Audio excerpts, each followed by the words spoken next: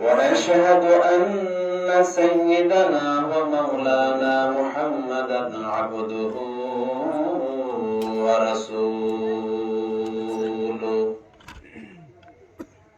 صلى الله تعالى عليه وعلى آله وأصحابه وبارك وسلم تسليما كثيرا أما بعد فأعوذ بالله من الشيطان الرجيم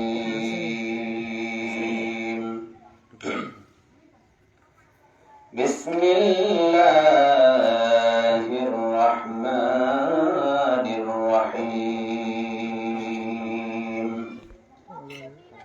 ومن الناس من يقول آمنا بالله وباليوم الآخر وما هم بمؤمنين وقال رسول الله صلى الله عليه وسلم ألا إن في الجسد مضغة إذا صلحت صلح الجسد كله وإذا فسدت فسد الجسد كله ألا وهي القلب أو كما قال عليه الصلاة والسلام إن الله وملائكته يصلون على النبي يا أيها الذين آمنوا صلوا عليه وسلموا تسليما সকলে আমরা মুহাব্বতের সঙ্গে দরুদ ইব্রাহিম পড়ি اللهم صل على محمد وعلى آل محمد كما صليت على إبراهيم وعلى آل إبراهيم إنك حميد مجيد اللهم بارك على محمد وعلى آل محمد كما باركت على إبراهيم وعلى آل إبراهيم إنك حميد مجيد الحمد لله আল্লাহ পাকের দরবারে লাখো কোটি শুকর যে আল্লাহ পাক রব্বুল আলামিন আমাদেরকে অত্যন্ত মায়া করে মহব্বত করে ভালোবেসে প্রচন্ড শীতকে উপেক্ষা করে আজকে আমাদের এই নানসর সমাজ কল্যাণের পক্ষ থেকে প্রতি বৃহস্পতিবার ধারাবাহিক তাফসীরুল মাহফিলের আমরা যারা উপস্থিত হয়েছি সেই মহান রব্বুল আলামিনের দরবারে শুকরিয়া আদায় করি সকলে ভক্তি ভরে শ্রদ্ধা জড়িত কণ্ঠে বিনয় অবনত চিত্তে দিলের সমস্ত আবেগ এবং অনুভূতিকে উজাড় করে দিয়ে জবান খুলে সকলে একবার কালিমাতুশ শুকর আদায় করি বলি আলহামদুলিল্লাহ লক্ষ কোটি দরুদ ও সালাম বর্ষিত হোক বিশ্বের মানবতার মুক্তির দিশারি সাইয়্যিদুল আম্বিয়া আশরাফুল আম্বিয়া খাতামুন নবিয়্যিন রাহমাতুল লিল আলামিন যার আদর্শ আর তরিকার মধ্যে রয়েছে মানব জাতির জন্য দুনিয়াবী চির শান্তি পরকালীন চির মুক্তি সেই মহামানবের উপর দরুদ পড়ি সকলে পড়ি সাল্লাল্লাহু আলাইহি ওয়াসাল্লাম। সম্মানিত হাজিরিন, আমি আপনাদের খেদমতে কালামে পাক থেকে খুবই প্রসিদ্ধ একটি সূরা সূরাতুল বাকারা, এই সূরার ধারাবাহিক ভাবে আলোচনা চলতেছে। আমাকেও একটি আয়াত নির্দিষ্ট করে দেওয়া হয়েছে আপনাদের সম্মুখে কিছু বলার জন্য। আপনারা সকলে দোয়া করুন আল্লাহ পাক যেন আমার জবান থেকে এমন কিছু কথা বাহির করে দেন যে কথাগুলি আমাদের পার্থিব জীবন এবং পরজগতে চলার জন্য আমাদের পাথেয় হবে, এমন কিছু কথা যেন আল্লাহ তাআলা আমার জবান দিয়ে বাহির করে দেয়। সকলে বলুন আমিন। আমিন। মুআজ্জাজ হাজিরিন, এখন বর্তমান সময়ে পৃথিবীর মধ্যে সবচাইতে গুনাহের কাজটা বেশি চলতেছে, ঠিক না ঠিক? যেখানে মানুষ গুনাহের প্রতিযোগিতায় দৌড়াদৌড়ি করতেছে, কে কার আগে জাহান্নামে যাইতে পারে, এইটার প্রতিযোগিতা চলতেছে হার জায়গায়। এমনকি রাষ্ট্রীয় ভাবেও গুনাহের আসর খুলে দেওয়া হইতেছে, বলে ঠিক না ঠিক? এমন এক মুহূর্তে আমাদের এই নানসর গ্রামে যে সমস্ত ছেলেমেয়ে আছে, যুবক ভাইরা আছে, তারা যে উদ্যোগটা নিয়েছে, এটা নিঃসন্দেহে আল্লাহ এবং আল্লাহর রসুলের ভালোবাসা যদি তাদের অন্তরে না থাকতো, তাহলে তারা প্রত্যেক বৃহস্পতিবার এরকম একটা আয়োজন করতে পারত না, ঠিক না? হাদিসের মধ্যে আসছে, ইযা সাররাতকা হাসানাতুকা ওয়া ইযা সাআতকা সাইয়্যাতুকা ফাআনতা মুমিন। মানুষের জন্য মুমিন, তার ভিতরে ঈমান বিদ্যমান আছে কি না, এইটা বোঝার জন্য কোন মোল্লা মৌলবীর কাছে যাওয়ার দরকার নেই। কথা বুঝছেন? আমার ভিতরে ঈমান বর্তমান আছে কি নাই, এইটা আমি কিভাবে মাপবো, এইটা মাপার জন্য আমার কোন মোল্লা মৌলবীর কাছে যাওয়ার কোন প্রয়োজন নাই। তাইলে বলবেন, হুজুর কেমনে মাপবো? আল্লাহ রাসূল সাল্লাল্লাহু আলাইহি সাল্লাম 1400 বছর আগে মাপার যন্ত্র আমাদেরকে দিয়ে গেছেন। সুবহানাল্লাহ। সেই যন্ত্রটা কি? ইযা সাররাতকা হাসানাতু করা, দান খয়রাত সাদকা করা, ভালো কাজের যত পদ্ধতি আছে সব হইতে পারে। বলে যখন ইমানদার ভালো কাজ করবে, তো ভালো কাজ করার সঙ্গে সঙ্গে তার অন্তরের মধ্যে একটা তৃপ্তি ভাব জন্মাবে, বলেন সুবহানাল্লাহ।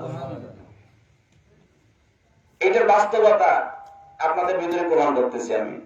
যখন আপনি 5 টাকা একজন ভিক্ষুককে দেন, তখন আপনার মনের মধ্যে ভালো লাগে না খারাপ লাগে?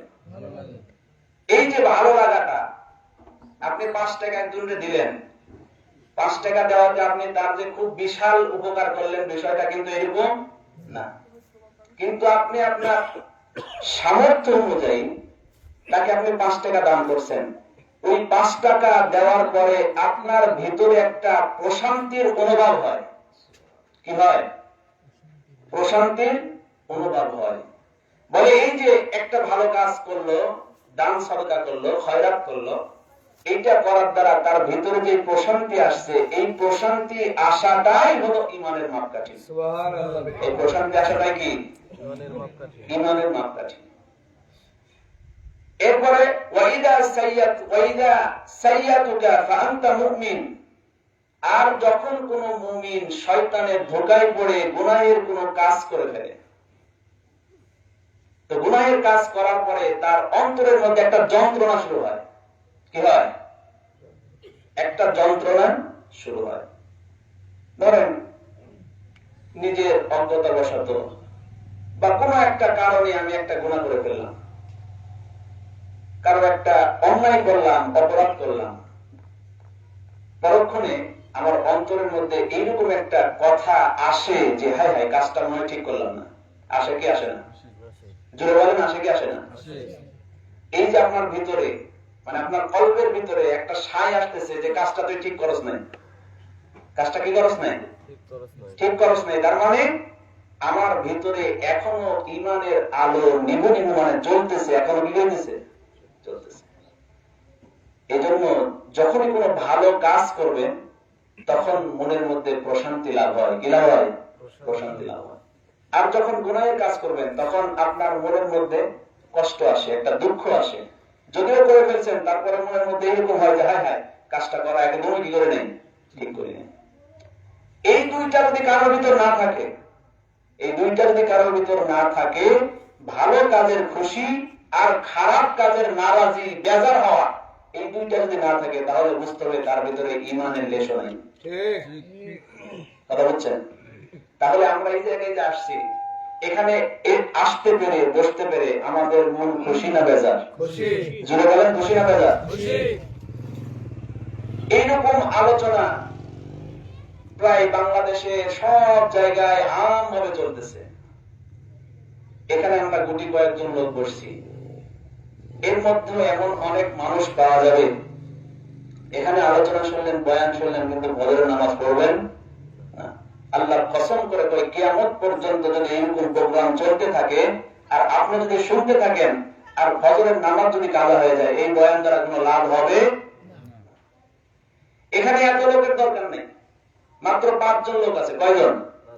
কিন্তু 5 জন লোকের মধ্যে 5 জনই এমন লোক যে এখান থেকে যা শুনছে ওইটা নিয়ে সে বাড়িতে গেছে এবং পরবর্তী জীবন সে ওইভাবে পরিচালনা করছে। আমরা এখানে যারা আসছি আমলের নিয়তে যে কথাগুলি হবে, কি করব? আমরা শ্রবণ করব। আজকের পর থেকে যে কথাগুলি আমার ভিতরে আসবে সেই অনুযায়ী আমি আমার নিজের জীবনকে পরিচালনা করার দৃঢ় সংকল্পবদ্ধ হব। দুনিয়াতে আমরা বিভিন্ন জিনিস, বিভিন্ন জায়গায় নিয়ে আমরা প্রতিযোগিতা করি, ঠিক না বেঠিক? কিন্তু আমাদের মধ্যে ইবাদতের কোনো প্রতিযোগিতা নেই।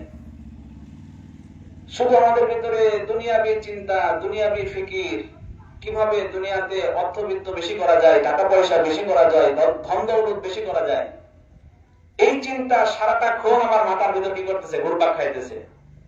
কিন্তু আমাদের মাথার মধ্যে কখনো এই চিন্তা আসে না যে আমার পরকাল জীবনটা কেমন হবে। করছেন কখনো? হযরত ওমর ফারুক রাদিয়াল্লাহু আনহু ওনার জিন্দেগীর একটা ডায়েরি ছিল। কি ছিল?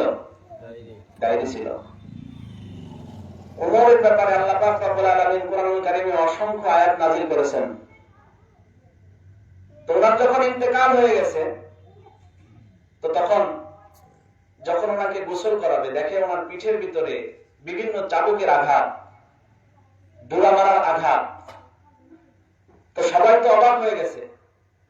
আমিরুল মুমিনিন, যিনি অর্ধজাহান শাসন করেছে, তার পিঠের ভিতরে এরকম ডোরার আঘাত, চাবুকের আঘাত।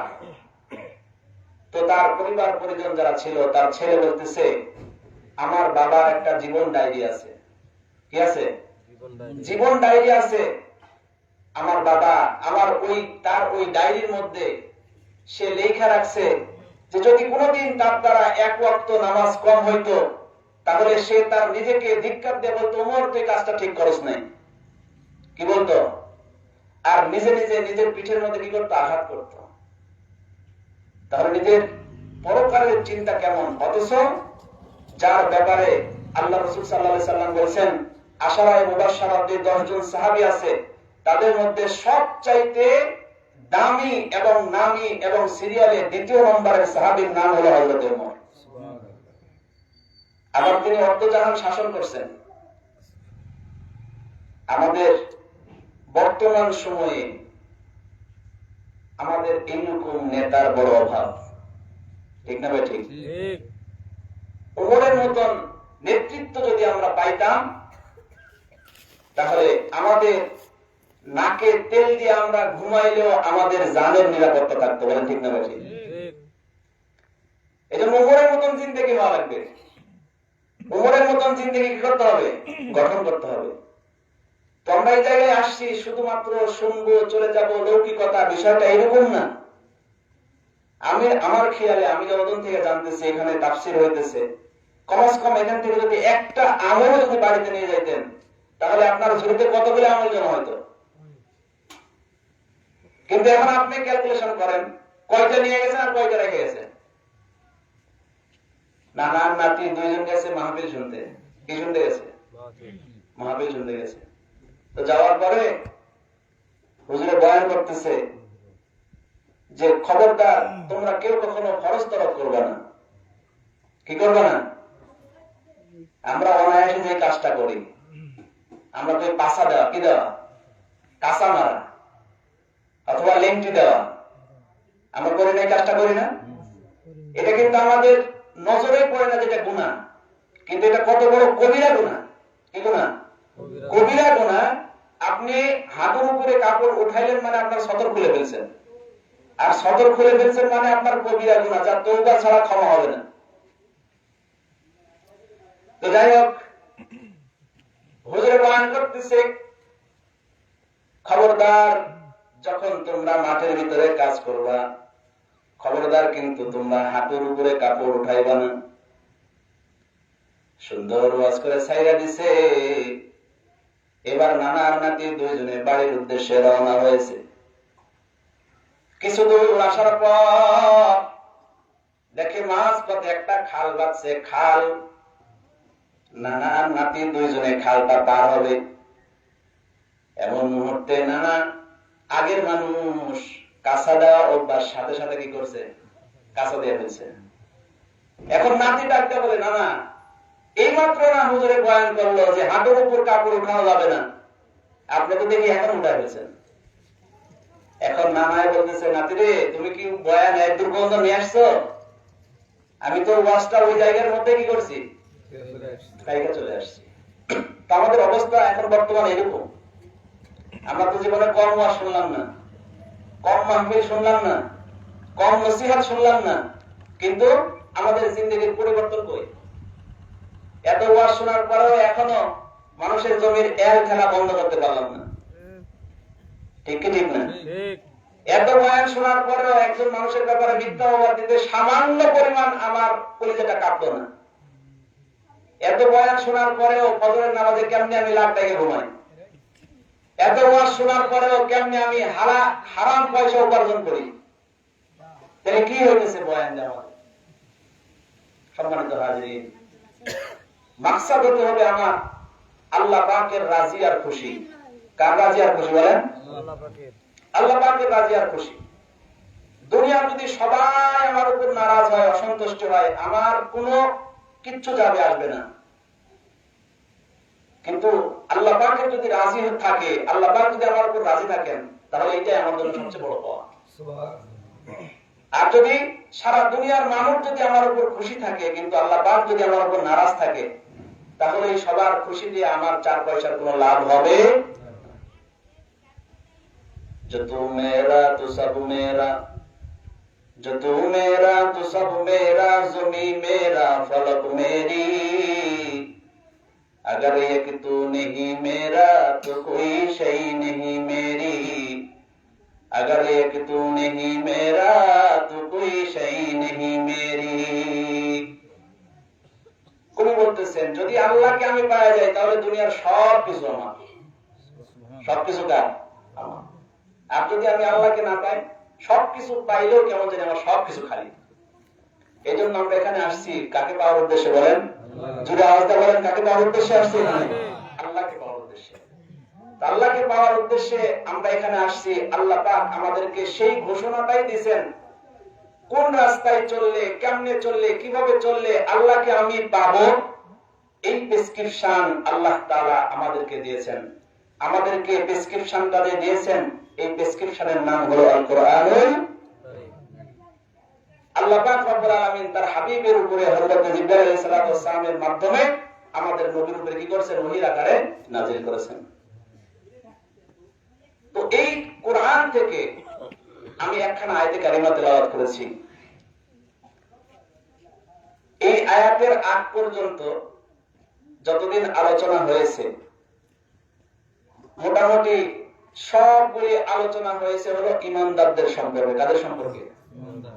والذين يؤمنون بالغيب ويقيمون الصلاة ومما رزقناهم ينفقون। সবগুলি কার সম্পর্কে? ঈমানদারদের বৈশিষ্ট্য, ঈমানদারদের গুণাবলী সম্পর্কে বয়ান হয়েছে। তারপরে কিছু সামথিং আলোচনা হয়েছে যারা কাফের, কি যারা কাফের, মুশরিক, পৌত্তলিক, তাদের ব্যাপারে আল্লাহ তাআলা কি করছেন? আলোচনা করছেন।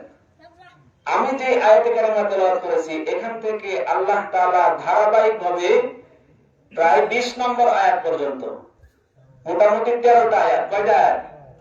13টা আয়াতে আল্লাহ তাআলা আরেক শ্রেণীর লোকের কথা বলতেছে, যারা হলো মুনাফিক। যারা হলো কি? মুনাফিক। মুনাফিক চিনেন? মুনাফিক কারে কয়?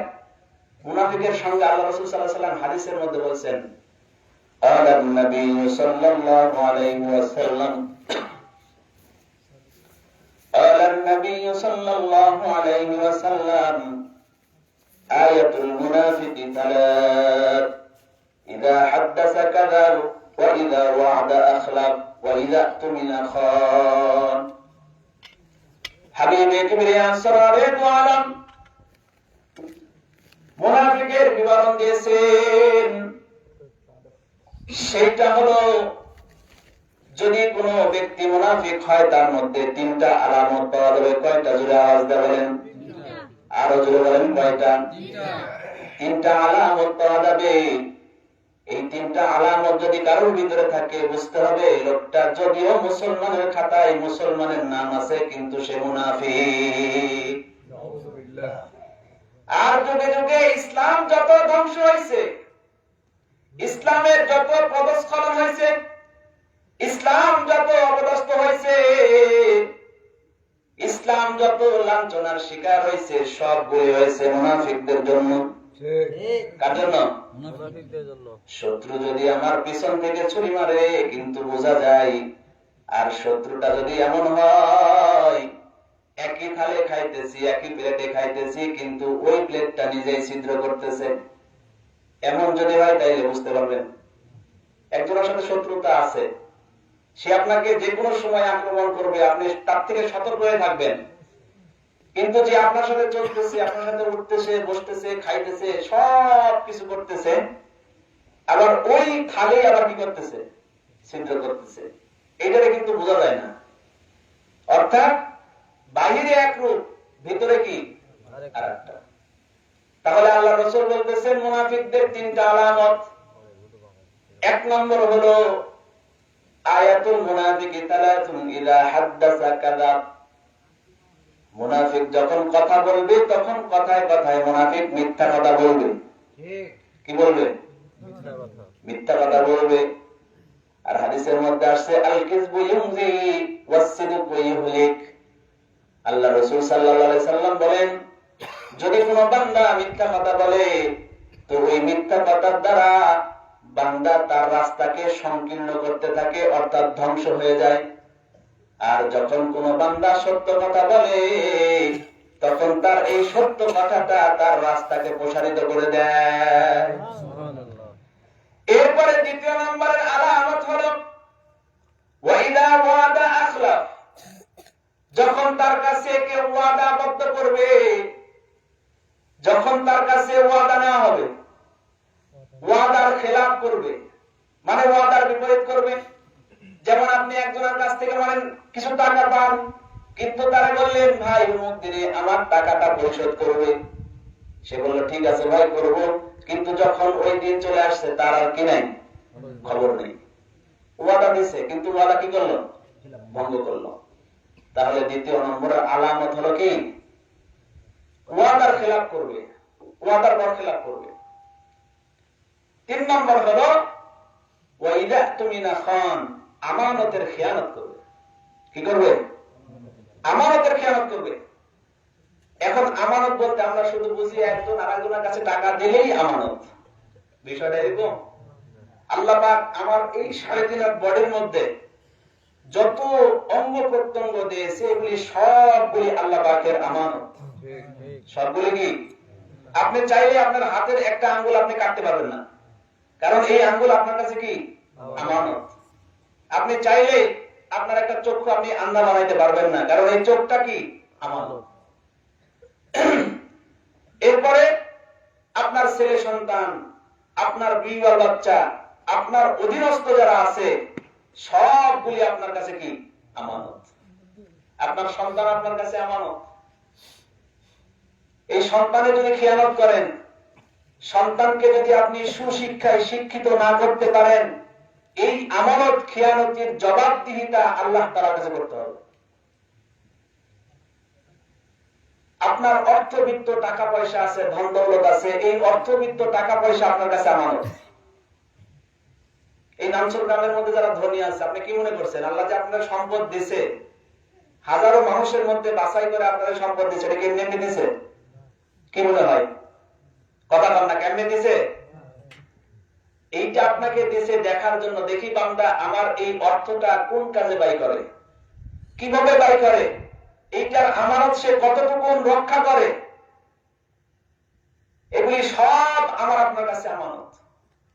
আমরা আমানত বলতে বুঝি একজনে একটা টাকা দিল, ওইটা আমানতের সাথে রাখা না, ওইটাও আমানত, কিন্তু আনুষঙ্গিক যেগুলি বিষয় আছে সেগুলিও আল্লাহ তাআলার পক্ষ থেকে আমার আপনার কাছে আমানত। তাই আল্লাহ রাসূল বলেছেন মুনাফিকের আলামত তিনটি। এক নম্বর হলো যখন মুনাফিক কথা বলবে, তার কথার মাঝে শেষে সব জায়গায় সে মিথ্যা কথা বলবে। দ্বিতীয় নম্বর হলো যদি ওয়াদা করে ওয়াদার খেলাপ করবে। আর তিন নম্বর হলো যদি সে কারোর আমানত থাকে তাহলে সে ওই আমানতের খেয়ানত করবে। আর আল্লাহ তাআলা বলতেছেন মুনাফিকদের জায়গা এত ভয়ানক, এত কঠিন জায়গা। আল্লাহ তাআলা বলতেছেন ইন্নাল মুনাফিকিনা ফিদ দারকিল আসফালি মিনান নার। আল্লাহ তাআলা বলতেছেন মুনাফিকদের জায়গা এমন জায়গায় হবে যে জায়গাটা হলো জাহান্নামের সবচাইতে গহীন তলদেশ হবে। নাউযুবিল্লাহি মিন যালিক। একদম নিকৃষ্টতম, মানে যেই জায়গার পরে জাহান্নামের আর কোনো কি নাই, স্তর নাই। তো আল্লাহ পাক রব্বুল আলামিন এই মুনাফিকদের আলোচনা এই আয়াত থেকে ধারাবাহিকভাবে মোটামুটি 13টা আয়াতে আল্লাহ তাআলা তাদের সম্পর্কে আলোচনা করেছেন। আল্লাহ পাক রব্বুল আলামিন বলতেছেন, দেখেন মুনাফিকের রূপ রেখা কেমন। আল্লাহ তাআলা বলতেছেন وَمِنَ النَّاسِ مَن يَقُولُ آمَنَّا بِاللَّهِ, তারা বলে وَمِنَ النَّاسِ, কিছু মানুষ এমন আছে مَن يَقُولُ آمَنَّا بِاللَّهِ, যারা বলে আমরা আল্লাহ তাআলার উপর ঈমান এনেছি। কি বলে? আল্লাহ তাআলার উপর ঈমান এনেছি। وَبِالْيَوْمِ الْآخِرِ, তারপর বলতেছে কিয়ামতের দিবসের উপর আমরা কি আনি? ঈমান আনি, বিশ্বাস করি। ওয়ামা হুম বিমুমিনিন, কিন্তু আল্লাহ তাআলা বলতেছে আসলে তারা ঈমান আনে না। আসলে তারা কি? ঈমান আনে না, মুমিন না। এই আয়াতের মধ্যে আল্লাহ পাক রব্বুল আলামিন বলছেন কিছু মানুষ, তার মানে বোঝা গেল অনেক মানুষ আছে যারা ঈমান আনে, অনেক মানুষ আছে তারা কি আনে? ঈমান আনে। আর মানুষের ভিতরে তিন কোয়ালিটির মানুষ হয়। কয় কোয়ালিটির মানুষ হয়? তিন কোয়ালিটির। প্রথমে আল্লাহ তাআলা মুমিনদের কথা বলছেন, দ্বিতীয়তে আল্লাহ তাআলা বলছেন কাফের মুশরিকদের কথা, তৃতীয়তে আল্লাহ তাআলা বলতেছেন যারা মুনাফিক তাদের কথা। তাহলে মানুষের মধ্যে কয় ধরনের মানুষ হয় বলেন? তিন ধরন। এর মধ্যে যারা হলো ঈমানদার, আল্লাহ তাআলাতে বিশ্বাসী, তারা তো গেলই। দ্বিতীয়ত হলো মুশরিক, যারা কাফের। কি? কাফের। এরাও চিহ্নিত, যারা পৌত্তলিক, মূর্তি পূজা করে, পরকালে বিশ্বাসী না, আল্লাহ তাআলাতে বিশ্বাসী না, জান্নাত জাহান্নামে বিশ্বাসী না, তারাই তো কাফের। ঠিক না বেঠিক? তাহলে মুনাফিক, এদেরকে চিনা বড় কি মুশকিল। এদেরকে কি করা যায় না? চিনা যায় না। এই জন্য আল্লাহ তাআলা এই জায়গার মধ্যে মান শব্দ ব্যবহার করছেন। কি শব্দ ব্যবহার করছেন? ওয়ামিনান নাস। মান শব্দটা এটা এখানে শব্দের এই জন্য ব্যবহার করা হয়েছে যে আমরা একটা মান থেকে কিতাব পড়ছিলাম, ওই জায়গার মধ্যে একটা বিষয় আছে, সেটা হলো হায়াওয়ান। সেটা কি? কথা বলেন কি? হায়াওয়ান। হায়াওয়ান বলতে আমরা বুঝি যত প্রাণী আছে, যার ভিতরে প্রাণ আছে, সবগুলি এই হায়াওয়ানের অন্তর্ভুক্ত। সবগুলি কি? মানুষ, গরু, ছাগল, ভেড়া, আরো কীটপতঙ্গ যা আছে সবগুলি হায়াওয়ানের অন্তর্ভুক্ত। কিন্তু যখন আমি এখানে একটা ছোট্ট শব্দ ব্যবহার করব, হায়াওয়ানে নাতেক। কি শব্দ বলেন? হায়াওয়ানে নাতেক। নাতেক মানে বাক সম্পন্ন প্রাণী। কি? বাক সম্পন্ন মানে যার শ্রবণ শক্তি আছে অথবা কথা বলতে পারে, এমন প্রাণীকে হায়াওয়ানে নাতেক বলে। আর যখন আমি হায়াওয়ানে নাতেক বললাম, তখন আনুষঙ্গিক যত প্রাণী আছে কথা বলতে পারে না, সবগুলি বাদ হয়ে গেছে। সবগুলি কি হয়ে গেছে? কথা বুঝেন নাই মনে হয়? কথা বুঝছেন? হায়াওয়ান যখন বলবেন তখন আমিও হায়াওয়ান, আপনিও হায়াওয়ান, গরু হাইওয়ান, ছাগলও হাইওয়ান, পিপিলিকাও কি হাইওয়ান। কিন্তু যখন আমি হাইওয়ানের সাথে নাতেক শব্দটা ব্যবহার করব, তখন আনুষঙ্গিক যত প্রাণী আছে সবগুলি কি হয়ে যাবে? বাদ হয়ে যাবে। শুধুমাত্র মানুষকে বোঝাবে। আরো সহজ করে বলি, আল্লাহ পাক রব্বুল আলামিন অন্য আয়াতের মধ্যে বলতেছেন, فمن كان يرجو لقاء ربه فليعمل عملا صالحا ولا يشرك بعبادة ربه أحدا। আল্লাহ তাআলা এই জায়গার মধ্যে বলতেছেন, যদি বান্দা তোমরা আমার সঙ্গে সাক্ষাৎ করতে চাও, যদি আমার সঙ্গে তোমাদের মোলাকাত হইতে চায়, মানে আল্লাহ তাআলার দিদার যদি কেউ লাভ করতে চাও, তাইলে তোমার দুইটা গুণ লাগবে। এক নম্বর গুণ হলো অমাইয়ুশরিক বিল্লাহ, আল্লাহ তাআলার সাথে কাউকে শরীক করা যাবে না। মানা আমিলা সলিহান, দ্বিতীয় নম্বর গুণ হলো আমলে সালেহ করতে হবে। এই জায়গার মধ্যে আমলে সালেহ, আল্লাহ তাআলা আমল শব্দের সাথে সালেহ শব্দ ব্যবহার করেছেন। কি করছেন? সালেহ শব্দের অর্থ হলো ওই আমল যেই আমলের দ্বারা বান্দা আল্লাহ তাআলার সাথে সাক্ষাৎ করার উপযুক্ত হয়, এইটাকে কি বলে? আমলে সালেহ বলে। তাহলে আমলে সালেহ কেন আল্লাহ তাআলা লাগাইলেন? এমনি আমল তো বলতে পারতেন, সালেহ লাগানোর কি দরকার ছিল?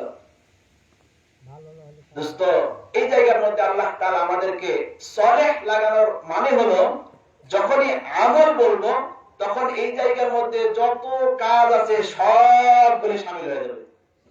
চুরি করা একটা আমল, কি করা একটা আমল?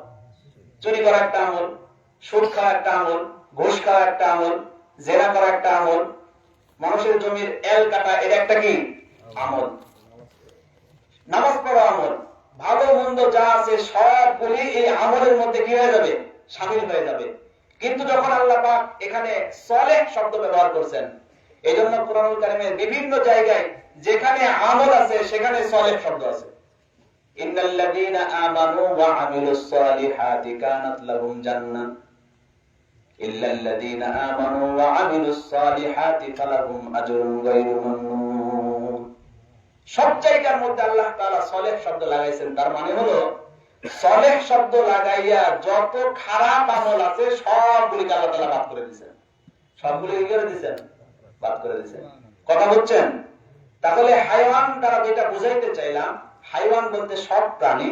যখন আমরা হাইওয়ানে নাতেক লাগাবো তখন শুধুমাত্র বাক সম্পূর্ণ প্রাণী অর্থাৎ মানুষ। কে? মানুষ। তো আল্লাহ পাক রব্বুল আলামিন এই জায়গায় মান শব্দ ব্যবহার করে সব মানুষকে কি করেন নাই? ইমানদার বুঝাই নাই। বরং কিছু মানুষ আছে যারা আল্লাহ তাআলার উপর ঈমান আনে, এই কথা বলে বটে, কিন্তু তাদের ভিতরে ঈমান নেই। এটা কিছু মানুষ।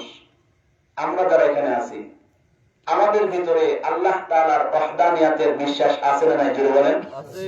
একত্ববাদের বিশ্বাস আছে না নাই? জোরে বলেন। আছে। কিন্তু আমাদের মতনই আরো অনেক মানুষ আছে যারা একত্ববাদে বিশ্বাস করে, কিন্তু সে অন্য কোন তন্ত্র মন্ত্র তার অন্তরে পোষণ করে। জোরে বলেন ঠিক না? যেমন মনে করেন আল্লাহ তাআলার একটা বিধান হলো সিজদা করা। আল্লাহ তাআলাকে সিজদা করা এটা হলো আমাদের জন্য একটা পালনীয় কর্তব্য, ঠিক না বেঠিক? এই সিজদার হক শুধুমাত্র আল্লাহ। এখন কেউ যদি মনে করে কোন একটা বড় গাছ আছে, অথবা কোন একটা জটলা লাগা মানুষ আছে, অথবা কোন মাজারে গিয়া যদি কেউ সিজদা করে, তাইলে বলেন সে কি করলো? শিরিক করলো। অথচ কিন্তু আল্লাহর বিশ্বাস তার অন্তরের মধ্যে আছে আছে কিন্তু তারপরে সে কি আরো বিশ্বাস রাখছে যে হয়তোবা আমি এই মাজারে সিজদা করলে আমার একটা সন্তান হবে, হয়তোবা এই বটগাছের জায়গায় কোনো কিছু দিলে বা সিজদা করলে আমার একটা কি হবে? সন্তান হবে। এই যে আল্লাহ তাআলার বিশ্বাস থাকার পরেও আমরা অনেক সময় বিভিন্ন জায়গায় আল্লাহ তাআলার ইবাদতের মধ্যে অংশীদারিত্ব স্থাপন করি। মান আমিলা সালিহান فمن كان يرجو لقاء ربه فليعمل عملا صالحا ولا يشرك بعبادة ربه أحدا। আল্লাহ তাআলা এই আয়াতের মধ্যে বলতেছেন ইবাদতের মধ্যে কখনো তোমরা শিরিক করবে না। আর ইবাদতের মধ্যে শিরিক হলো আল্লাহ ছাড়া অন্য কাউকে কি করা? সিজদা করা। সিজদার মালিক, সিজদার হক একমাত্র আল্লাহ। কিন্তু আমি সেই সিজদা করলাম কোন একটা গাছের তলায়, কোন একটা মাজারে গিয়া, কোন একটা বাবা খাজা জটলা মানুষের পায়ের তলায় কি করলাম? সিজদা করলাম। তাহলে আপনি শিরিক ফিল ইবাদা, ইবাদতের মধ্যে শিরিক করছেন। তার মানে বোঝা গেল আপনার ভিতরে ঈমান থাকার পরেও আপনি শিরিক করলেন। আর আল্লাহ তাআলা বলেন আমার সাথে সাক্ষাৎ করার জন্য দ্বিতীয় নম্বরের শর্ত হলো লা তুশরিক বিল্লাহ, আমার সাথে কখনো শিরিক করো না। আর আমার সাথে যদি শিরিক করো কষ্টিন কালেও জান্নাতের মধ্যে সবচাইতে বড় যে নিয়ামত হবে আল্লাহ তাআলার সাথে বান্দার দিদার, এইটা তোমার কখনোই নসিব হবে না। আল্লাহ রাব্বুল আলামিন এই আয়াতের মধ্যে বলতেছেন ওয়ামিনান নাসি মান ইয়াকুলু আমান্না বিল্লাহ। আল্লাহ তাআলা বলতেছেন কিছু মানুষ এমন আছে যারা বলে আমি আল্লাহ তাআলার উপর ঈমান এনেছি, ওয়াল ইয়াউমিল আখির, এবং পরকাল দিবসের উপর ঈমান এনেছি, ওয়া মা হুম বিমুমিনিন। কিন্তু আল্লাহ তাআলা তাদের এই কথার উত্তরে বলতেছে তারা যদিও মুখে বলে আল্লাহর উপর ঈমান এনেছি, পরকালের উপর ঈমান এনেছি, কিন্তু তারা মূলত ঈমান আনে নাই। এরপরে আল্লাহ তাআলা বলতেছেন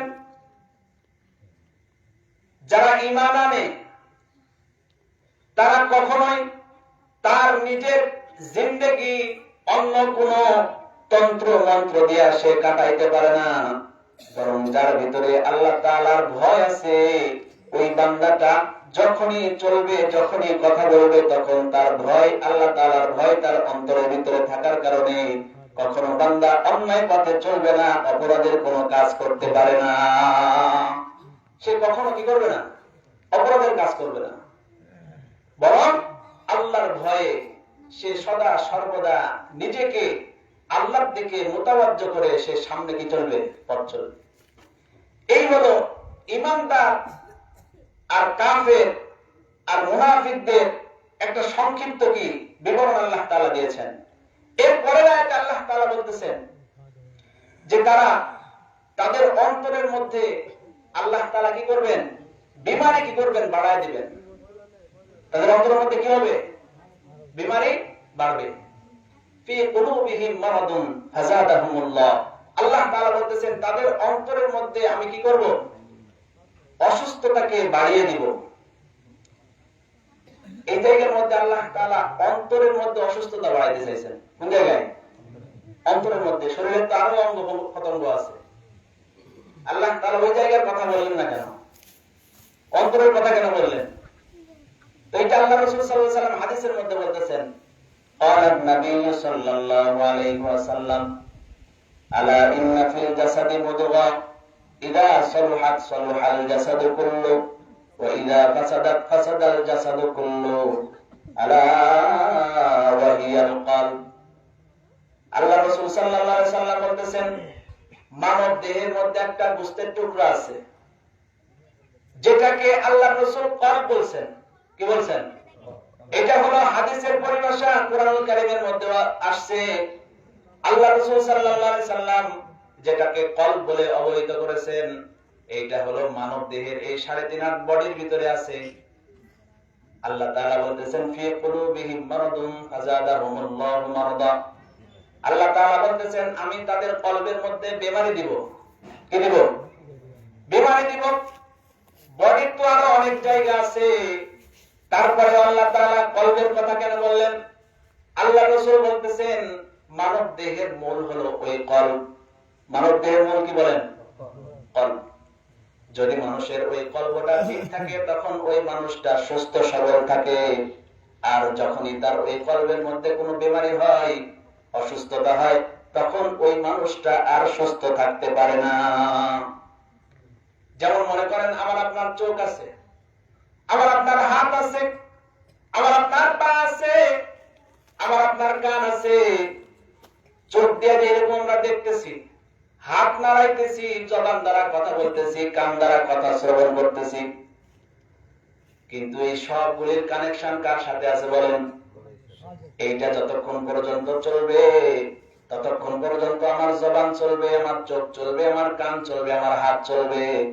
আর যখনই এই কলবটা চলবে না, অচল হয়ে যাবে, তখন আমি আপনি আর মানুষ হিসাবে থাকবো না, তখন আমি আপনি লাশ হয়ে যাব। কি হয়ে যাব? লাশ হয়ে যাব। তার মানে বোঝা গেল মানব দেহের অভ্যন্তরীণ একটা গোস্তের টুকরা আছে যেটার নাম কল্ব। ওইটা যদি ক্ষতিগ্রস্ত হয় তাহলে পুরা শরীর ক্ষতিগ্রস্ত হবে। আর ওইটা যদি কারোর সবল থাকে, সুস্থ থাকে, তাইলে পুরা বডি তার কি সুস্থ। এই কারণে আল্লাহ তাআলা বলেন ফি কুলুবিহিম মারাদুন, তাদের অন্তরের মধ্যে অসুস্থতা বেড়ে যাবে। কি হবে? অসুস্থতা বেড়ে যাবে। তার মানে হলো এই জায়গায় যদি অসুস্থতা বাড়ে তাইলে তার পুরা শরীর মনে ভালো থাকবে নাকি? তার পুরা শরীরটাই কি হয়ে যাবে? অকেজ, অসুস্থ হয়ে যাবে। এই কারণে আল্লাহ বলছেন তার অন্তরের মধ্যে বেমারি বেড়ে দেওয়া হবে। আর এই কলব নামক যে গোস্তের টুকরাটা আছে, এইটা এমন এক জায়গা যেখানে আল্লাহ তাআলা বসার স্থান। কি? যেখানে আল্লাহ তাআলা থাকার স্থান। আর ওই কলব নামক ঘরটা যদি কারোর ময়লা দুর্গন্ধযুক্ত হয়, ময়লা আবর্জনা যুক্ত হয়, তাহলে ওই ঘরে আল্লাহ তাআলা থাকার মতন কোন পরিস্থিতি আর থাকে না। যেমন মনে করেন এই কলব নামক ঘরের কিছু দরজা জানলা আছে। কি আছে? আমাদের ঘর বাড়িতে যেমন দরজা জানলা আছে, ঘরের দরজা জানলা রাখছি, দক্ষিণা হাওয়া ঢুকবে, বাতাস ঢুকবে, দরজা দিয়া বাতাস ঢুকবে, জানলা দিয়া বাতাস ঢুকবে। কিন্তু যখন ওই দরজা জানলা দিয়া যখন দুর্গন্ধ প্রবেশ করে, তখন বলেন ঘরের মালিক দরজা জানলা খোলা রাখে না বন্ধ করে দেয়? যে দরজা দিয়া বাতাস ঢুকতেছে, ওই দরজা দিয়া যখন দুর্গন্ধ ময়লা যুক্ত কোন জিনিস প্রবেশ করে, তখন আর ওই ঘরের দরজা জানলা খুলে রাখার সুযোগ নাই।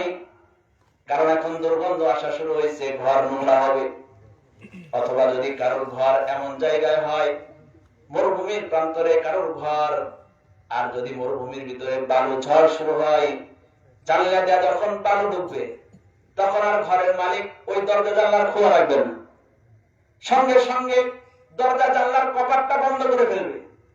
আমার আপনার কল্ব, আমার আপনার এই বডির ভিতরে যে গোস্তের টুকরাটা আছে, এই গোস্তের টুকরারও কিছু দরজা জানলা আছে।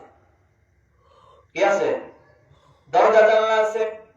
যখনই আমার ওই দরজা জানলা দিয়া যখন গুনাহের বদবু ঢুকবে, তখন সঙ্গে সঙ্গে ওই দরজা জানলার কপাটটা নামাইতে হবে। যেমন মনে করেন আমার আপনার কলবের ঘরের একটা জানালার নাম হলো চোখ। যখনই এই চোখের সামনে কোনো পরনারী চলে আসবে, সঙ্গে সঙ্গে আমার আপনার চোখের কপাটটা কি করতে হবে? নামায় ফেলতে হবে। যেমন কারোর বাড়িতে পিতা মাতা আছে। কি আছে? পিতা মাতা আছে। কেউ যদি পিতা মাতার চেহারার দিকে নেক নজরে তাকায়, কবুল হজের নূর তার এই চোখ দিয়া তার কলবের ভিতরে ঢুকতে থাকে। প্রক্ষান্তরে একই বাড়িতে ভাবি আছে। কি আছে? ভাবি আছে। ভাবির চেহারা যদি কেউ ভালো করে দেখে, তাইলে ওই ভাবির চেহারা দেখার কারণে গুনাহের বদবু, দুর্গন্ধযুক্ত বিশ্রী ময়লা চোখ দিয়া তার কলবের ভিতরে ঢুকতেছে। কোথায় ঢুকতেছে? আপনারা ঘুমাইতেছেন, দেখে একটু হাত তুলেন তো উপরের দিকে, সবাই বলেন। আঙ্গুল গুলা খুলে দেন, দেখে আঙ্গুল গুলা দেন, একটু নাড়াচাড়া দেন, বলেন আল্লাহু আকবার, সুবহানাল্লাহ, আলহামদুলিল্লাহ, লা ইলাহা ইল্লাল্লাহ, আল্লাহু আকবার। তাইলে একই বাড়িতে পিতা মাতার চেহারা দেখলে কবুল হজের নূর চোখ দিয়া ভিতরে ঢুকতেছে। ওই বাড়িতে কেউ যদি ভাবির চেহারা দেখে, তাইলে গুনাহের বদবু অন্তরের ভিতরে ঢুকতেছে। অথবা যদি কোনো ভিন নারী দেখে, যেটা দেখলে অন্তর কুলসিত হয়, আত্মা কুলসিত হয়, এমন নারী যদি কেউ দেখে, তাইলে তার অন্তরের মধ্যে গুনাহ ঢুকতেছে, অন্তর কালো হইতেছে। আর যদি কেউ চোখ দিয়া ভালো জিনিস দেখে, কেউ যদি চোখ দিয়া কোরআনের পাতা দেখে, তাইলে কোরআনের পাতা দেখার সওয়াব তার অন্তরের মধ্যে ঢুকতেছে। হযরতে ওমরের একটা আমল ছিল, সে যখনই বাড়িতে ঢুকতো তো তখন কোরআনুল কারীমটা খুইলা দেখতে বলেন সুবহানাল্লাহ।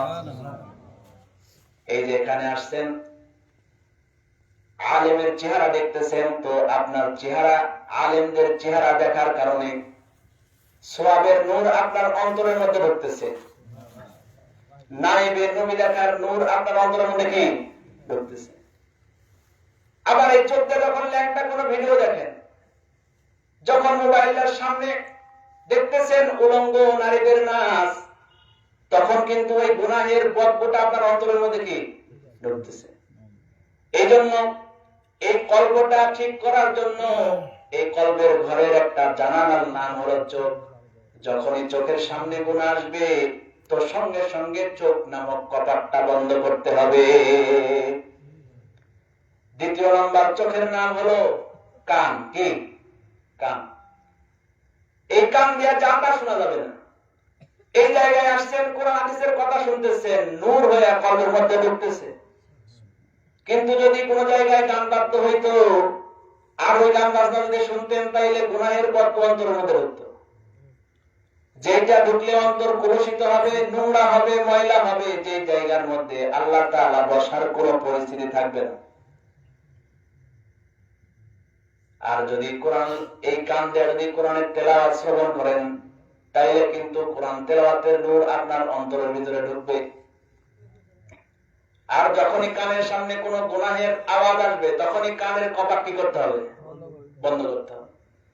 তাইলে দ্বিতীয় নাম্বার জানালার নাম হলো কান। তৃতীয় নাম্বার জানালার নাম হলো মুখ নামক জানালা। এই মুখ সামান্য 2 ইঞ্চির একটা জিনিস, কিন্তু যত রকমের অপকর্ম হয় এই মুখের দ্বারা হয়। যেটা বলেন ঠিক না ব্যাঠিক? একজন মানুষের সাথে দ্বন্দ্ব ফাসাদ লাগানোর জন্য আমার আপনার এই 2 ইঞ্চি চামড়ার মুখের কথাই যথেষ্ট।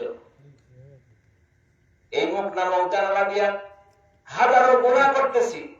এর মধ্যে সবচাইতে বড় যে গুনাহ করি, যখনই আমরা একত্রিত হই তখনই আমরা গীবত শিকায়েতের মধ্যে লিপ্ত হই। কি হয়? গীবতের মধ্যে লিপ্ত হয়ে যায়। অথচ আল্লাহ রাসূল সাল্লাল্লাহু আলাইহি ওয়াসাল্লাম হাদিসের মধ্যে বলছেন আল গীবাতু আশাদ্দু মিনাজ জিনা। গীবত এত নিকৃষ্টতম গুনাহ যেটা জিনার চাইতেও বড় খারাপ। নাউজুবিল্লাহ বলবেন না? জিনা কত খারাপ, জিনা কত খারাপ। তারপর আল্লাহ রাসূল বলেছে জিনার চাইতেও কি খারাপ, গীবতটা বেশি খারাপ। কারণ কি? বলে এই জায়গার মধ্যে 2টা হক আছে। 2টা কি আছে? হক আছে। একটা বান্দার হক আর একটা হকুল্লাহ, আল্লাহ তাআলার হক। আপনি জিনা করলেন, আল্লাহর একটা হুকুম অমান্য করলেন, যদি আপনি তওবা করেন আল্লাহ তাআলা ক্ষমা করে দিবেন। কিন্তু আপনি একজনের পরনিন্দা করলেন, গীবত করলেন, শিকায়েত করলেন, চগলখড়ি করলেন, মিথ্যা অপবাদ দিলেন, তাহলে এইটা আপনি বান্দার হক নষ্ট করেছেন। হকুল ইবাদ যেটা, বান্দার হক কি করছেন? নষ্ট করছেন। আর বান্দার হক, বান্দা যতক্ষণ পর্যন্ত ক্ষমা না করবে ততক্ষণ পর্যন্ত আল্লাহ তাআলা ক্ষমা করবেন না। এজন্য বলছেন আল গীবাতু আশাদ্দু মিনাজ জিনা।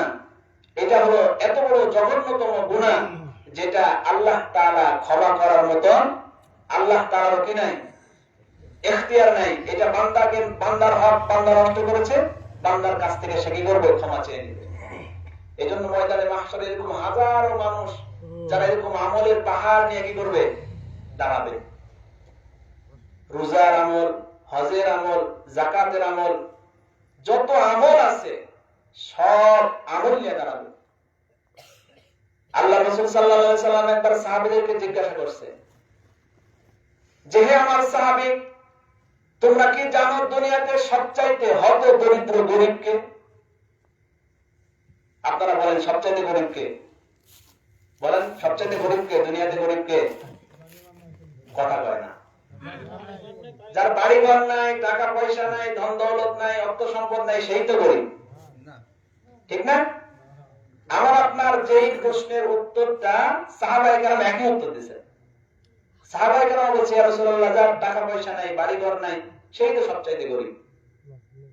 কিন্তু আল্লাহ রাসূল বলতেছে না, সে সবচাইতে গরিব না, বরং গরিব হলো ওই মানুষ যে মানুষটা ময়দানে মাহশরে আমলের পাহাড় নিয়ে দাঁড়াবে, এত বেশি আমল, যেখানে আমলের কোন স্তর বাকি নাই, পাহাড় সমান আমল, কিন্তু তার অবস্থাটা এমন, দুনিয়াতে সে মানুষের হক নষ্ট করেছে। এরকম দোকান আছে যে দোকানে বাকি খাইছে কিন্তু পরিশোধ করে নাই, এমন কাজ করছে, কোন অসহায় মানুষের উপর জুলুম করছে, জুলুম করে তার জমি জবরদখল করছে, তারপরে দুনিয়াতে কাউকে গালি দিয়েছে, কারোর উপরে মিথ্যা অপবাদ রটাইছে। এইরকম পরিস্থিতি তার হওয়ার কারণে ময়দানে মাহশরে আল্লাহ তাআলা তাকে বলবে, এই যে দেখো তোমার সব পাওনাদাররা আজকে এখানে উপস্থিত হয়ে গেছে, কার সাথে তুমি অন্যায় করেছো, অপরাধ করেছো, আজকে তুমি তাদের পাওনা কি করো, বুঝিয়ে দাও, পরিশোধ করিয়া দাও। ময়দানে মাহশরে ওই জায়গায় আমার আপনার টাকার কোনো ক্ষমতা নাই, টাকা দেয়া কোনো কিছুই হবে না, বরং ওই জায়গায় সবকিছু হবে আমলের বিনিময়ে। আল্লাহ তাআলা বলবে, তোমার পাওনাদারের সব পাওনাগুলি পরিশোধ করো, কিন্তু তার এই পাহাড় সমান আমল সবাইকে দিতে দিতে দিতে দিতে এমন এক পর্যায়ে আসবে তার পাহাড় সমান আমলের সবগুলি জিরো হয়ে গেছে, কিন্তু এখনো পাওনাদার বাকি আছে। কি আছে? পাওনাদার বাকি আছে। এরপরে আল্লাহ তাআলা বলবে, তারপর কিছুই নাই, সবগুলি এখন খালি হয়ে গেছে, পাওনাদার বাকি আছে। আল্লাহ তাআলা বলবে, তোমাদের যত গুনাহ আছে এখন তার উপর চাপায়া দাও, যত গুনাহ তার উপর চাপানো দেওয়া হবে, আর গুনাহের আধিক্যের কারণে আল্লাহ তাআলা তাকে জাহান্নামে নিক্ষেপ করবে। এই জন্য খবরদার, আমল যতটুকু করেন আর না করেন, খবরদার কারোর কোনো হক নষ্ট করেন না। নামাজ 2 রাকাত কম পড়েন, সমস্যা নাই, দোয়া চায় নেন আল্লাহর কাছে, আল্লাহ মাফ করে দিবেন। খবরদার কারোর জমির এলাকায় না। তাকওয়ার উপর যদি আপনি চলেন, তাইলে আপনার তাকওয়াটা এমন হওয়া দরকার ছিল, ইখতিয়াতান আপনি আপনার আয় থেকে এক হাত ছাইরা দিয়ে গোছ মারবেন। কি হবে? 2টা গোছ যদি কম হয়, তাহলে আপনার হয়তো আপন ধান কম হবে, তাই তো? আপনি কি মনে যাবেন? এটাই হলো তাকওয়া। সবকিছু জায়েজ না জায়েজের উপর হয় না, নিজেকে পরিশুদ্ধ, নিজেকে বিশুদ্ধ রাখার জন্য তাকওয়ার উপর চলতে হয়। এই জন্য আমল যদি কম হয়, তাইলে আল্লাহর কাছে ক্ষমা চাইতে পারবেন। আমল বেশি করলেন কিন্তু কারোর হক নষ্ট করলেন, মনে রাখবেন ময়দানে মাহশরে কিন্তু আপনার এই আমলগুলি সব বরবাদ হয়ে যাবে। এই জন্য আল্লাহ তাআলা বলতেছেন, এই মুখ, এটা হলো কলবের 3 নম্বর জানালা। এটার দ্বারা আমরা যত অন্যায়, অপকর্ম, গালিগালাজ, মিথ্যা অপবাদ, সেকেন্ডে সেকেন্ডে মিথ্যা কথা। মিথ্যা কথা কি? বিজ্ঞানীদের একটা থিওরিতে পাওয়া গেছে যে একটা মানুষ 10 মিনিটে বা 10টা কথার মধ্যে প্রায় 2টা কথা কি বলে? মিথ্যা বলে। 2টা কথা কি বলে? মিথ্যা বলে। আপনারা মনে হয় বলেন না, আপনারা সত্যবাদী। মিথ্যা কথা বলে, কোন না কোন ভাবে মিথ্যা কথা কি বলে ফেলছে। তাইলে কলবের জানালা হলো মুখ। মুখ দিয়ে মিথ্যা কথা বলা যাবে না। মিথ্যা কথা হলো সব গুনাহের কি মূল। একটা মিথ্যা কথা হাজারো সত্যকে ঢাকার জন্য আপনি কি বলতেছেন? বারবার মিথ্যায় বলতেছেন, মিথ্যায় বলতেছেন, মিথ্যায় কি বলতেছেন। এই মুখটাকে কি করা লাগবে? হেফাজত করা লাগবে। আল্লাহ তাআলা নিজে বলতেছেন, মাইয়াজমান লিমা বাইনা লাহইহি ওয়া মা বাইনা রিজলাইহি আজমাল্লাহুল জান্নাহ। আল্লাহ রাসূল বলতেছেন, বান্দারে, হে আমার উম্মত, তোমরা যদি তোমাদের 2টা জিনিসের নিশ্চয়তা আমাকে দিতে পারো, তাহলে আমি নবী তোমাদের জন্য জান্নাতের জিম্মাদারি নেব। সুবহানাল্লাহ। এর মধ্যে একটা হলো এই 2 উরুর মাঝখানে, 2 রানের মাঝখানে যে লজ্জা স্থান আছে, এইটাকে হেফাজত করতে পারলে। আর দ্বিতীয় নম্বর হলো এই 2 চোয়ালের মধ্যবর্তী যে জিহ্বাটা আছে, জবান, কি জবান, এই জবানের হেফাজত যদি আমরা করতে পারি, তাহলে আমরা অবশ্যই অবশ্যই আল্লাহ রাসূল আমাদের ব্যাপারে জান্নাতের কি দিয়েছেন, স্বীকৃতি দিয়েছেন। আর 3 নম্বর হলো মুখ, 4 নম্বর হলো দিমাগ। 4 নম্বর কি? দিমাগ। এই দিমাগের জানালায় সারাক্ষণ শুধু দুনিয়া ঢোকান যাবে না। সারাক্ষণ কি করা যাবে না? দুনিয়া ঢোকান যাবে না। সারাক্ষণ শুধু দেশ নিয়ে ভাবতেছেন, রাষ্ট্র নিয়ে ভাবতেছেন, কেমনে অর্থবিত্ত কামানো করা যায়, এইটা শুধু দিমাগের ভিতরে ঢুকাইলে হবে না। দিমাগের ভিতরে কিছু পরকালের চিন্তাও ঢুকাইতে হবে। যদি পরকালের চিন্তা আপনার সামনে থাকে, আপনি যখন রিলিফের গম দিবেন, তখন আপনি আর ওখান থেকে এক বালতি গম সরাইতে পারবেন না। পারবেন? দিমাগের মধ্যে পরকাল আছে। যখন আপনি দিমাগের মধ্যে পরকাল রাখবেন, তখন একটা অন্যায় কাজ আপনি করতে পারবেন না।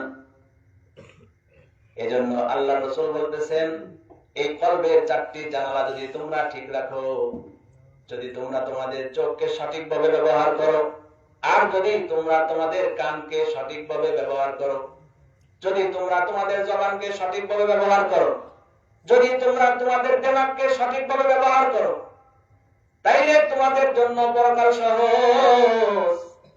কলবটা ঠিক আছে। আর যদি এই 4টা জানালা যদি সব সময় খোলা রাখো, তাইলে ওই জানালার ভিতর দিয়ে গুনাহের বর্জ্য ঢুকতে থাকবে। আর যতবার গুনাহ কলবের ভিতরে পড়বে, ততবার ওই কলবটা কালো হতে থাকবে। একটা গুনাহ করে বান্দা, একবার একটা দাগ পড়ে, আবার গুনাহ করে, আবার কি পড়ে? দাগ পড়ে। তাহলে বোঝা গেল মানুষের বডির মধ্যে সবচাইতে মূল্যবান এবং দামি মানুষ সচল, মানুষের কথা বলা, মানুষের চোখে দেখা, মানুষের হাত নাড়া, মানুষের দিমাগ চলা, সব কিছু চলা নির্ভর করে কার উপর? এজন্যই আল্লাহ তাআলা বলেছেন, ফি কুলুবিহিম মারাদুন। আল্লাহ তাআলা কি বলছেন? কলবের মধ্যে অসুস্থতা আল্লাহ তাআলা বাড়াইবেন। এই কারণেই বলছেন যে এটা যদি অসুস্থ হয়, তাহলে সে কি? কাতর, শেষ। তাহলে আল্লাহ পাক রব্বুল আলামিন আমাদেরকে সর্বপ্রথম যে কথাটা বলছে, যে যারা ঈমানদার তারা আল্লাহ তাআলাকে ভয় করবে। কি করবে? বলেন, আল্লাহ তাআলাকে ভয় করবে। আল্লাহ তাআলাকে ভয় করার মানে কি? এটা শুধু মুখে মুখে বললাম, বিষয়টা এরকম নাকি? আল্লাহ তাআলাকে ভয় করার মানে হলো বান্দা সর্বদা যেখানে থাকবে, যে হালতে থাকবে, যে অবস্থায় থাকবে, আল্লাহ তাআলাকে সে সামনে রাখবে। আর আল্লাহ তাআলা যদি কারোর সামনে থাকে, তাহলে ওই বান্দা চুরি করতে পারবে? কথা বলেন, পারবে? আল্লাহর ভয় যদি কারোর সামনে থাকে, সুদ খাইতে পারবে? ঘুষ খাইতে পারবে? চুরি করতে পারবে? জেনা করতে পারবে? ব্যভিচার করতে? এখন কেউ যদি বলে আমি আল্লাহকে ভয় করি, ঘুষও ছাড়ে না, বোঝা যাবে সে আল্লাহকে ভয় করে। তার মানে হলো সে মুনাফিক। অন্তরে আছে একটা, মুখে বলতেছে কি আরেকটা। হযরতে ওমর ফারুক রাদিয়াল্লাহু আনহু আল্লাহ রাসূল সাল্লাল্লাহু আলাইহি সাল্লামের কাছে গিয়ে বলতেছে, ইয়া রাসূলুল্লাহ, আমি মুনাফিক হয়ে গেছি। কি হয়ে গেছি? মুনাফিক হয়ে গেছি। মদিনার মধ্যে মুনাফিকদের একটা লিস্ট ছিল। কি ছিল?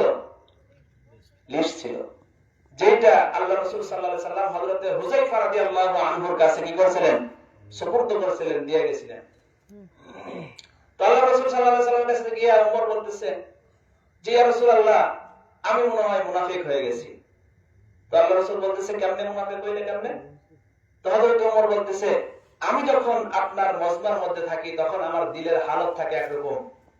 যখন আমি এখান থেকে বাইরে হয়ে চলে যাই, দুনিয়ার কোনো কাজকর্মে লেগে যাই, তখন আমার দিলের পরিবর্তন হয়, হালতটা কি হয়? পরিবর্তন হয়। আর ভিতরে একটা, বাহিরে একটা, এটাই তো মুনাফিকের লক্ষণ। এটাই তো কি মুনাফিকের লক্ষণ। আল্লাহ রাসূল সাল্লাল্লাহু আলাইহি সাল্লাম বলতেছে, আরে বোকা, তুমি যেহেতু এখানে আছো, এখানে থাকলে তোমার দিলের হালতটা এরকম হবে, এটাই স্বাভাবিক। বাহিরে গেলে তোমার দিলের হালত আরেক রকম হবে, এটাই স্বাভাবিক। তার মানে এটা না যে তুমি মুনাফিক হয়ে গেছো। কি হয়ে গেছো? মুনাফিক হয়ে গেছো। তবে যদি এইরকম হয় যে ইসলামের কোন বিদ্বেষী আমার ভিতরে আছে, কিন্তু আমি মুসলমানদের সাথে মিলে আছি, মুসলমানদের সাথে কি করে আছি? মিল দিয়ে আছি। যেমন আব্দুল্লাহ ইবনে উবাই আল্লাহ রাসূলের সাথে খাইছেন, আবার মসজিদে গিয়ে বলছে যে মুহাম্মদ তার সৈন্যবৃন্দ নিয়ে এই দিক দিয়ে যাইতেছে, তোমরা তারা কি করো? পাকড়াও করো, তাকে ধরো। এইটা হলো কি? মুনাফিকি।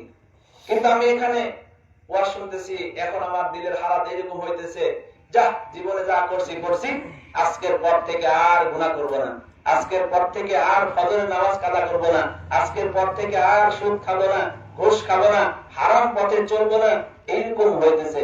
বাইরে গেলে আপনার দিলের হালাত এরকম থাকবে না, কারণ এখন পরিবেশটা এইরকম। এই জন্য আপনার অন্তরে হালাত কি হয়ে গেছে? পরিবর্তন হয়ে গেছে।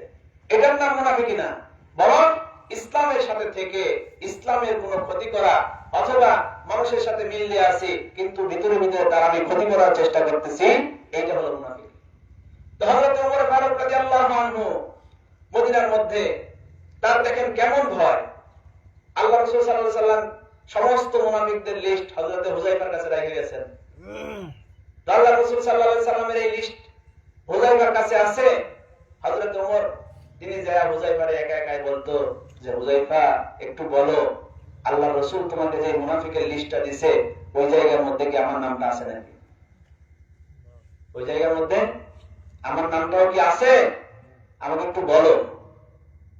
ওমর ফারুক রাদিয়াল্লাহু আনহু, যার ব্যাপারে তো বললাম আশাদুহুম ফি আমরিল্লাহিল উমর, যার ব্যাপারে যার থিওরির উপরে আল্লাহ তাআলা কুরআনুল কারীমে প্রায় 10 থেকে 12টি আয়াত নাযিল করেছেন, আল্লাহ তাআলা যার ব্যাপারে জান্নাতের সুসংবাদ দিয়েছেন, সেই মানুষটা তার মুনাফিকির জন্য খাতায় তার নাম খুঁজতেছে।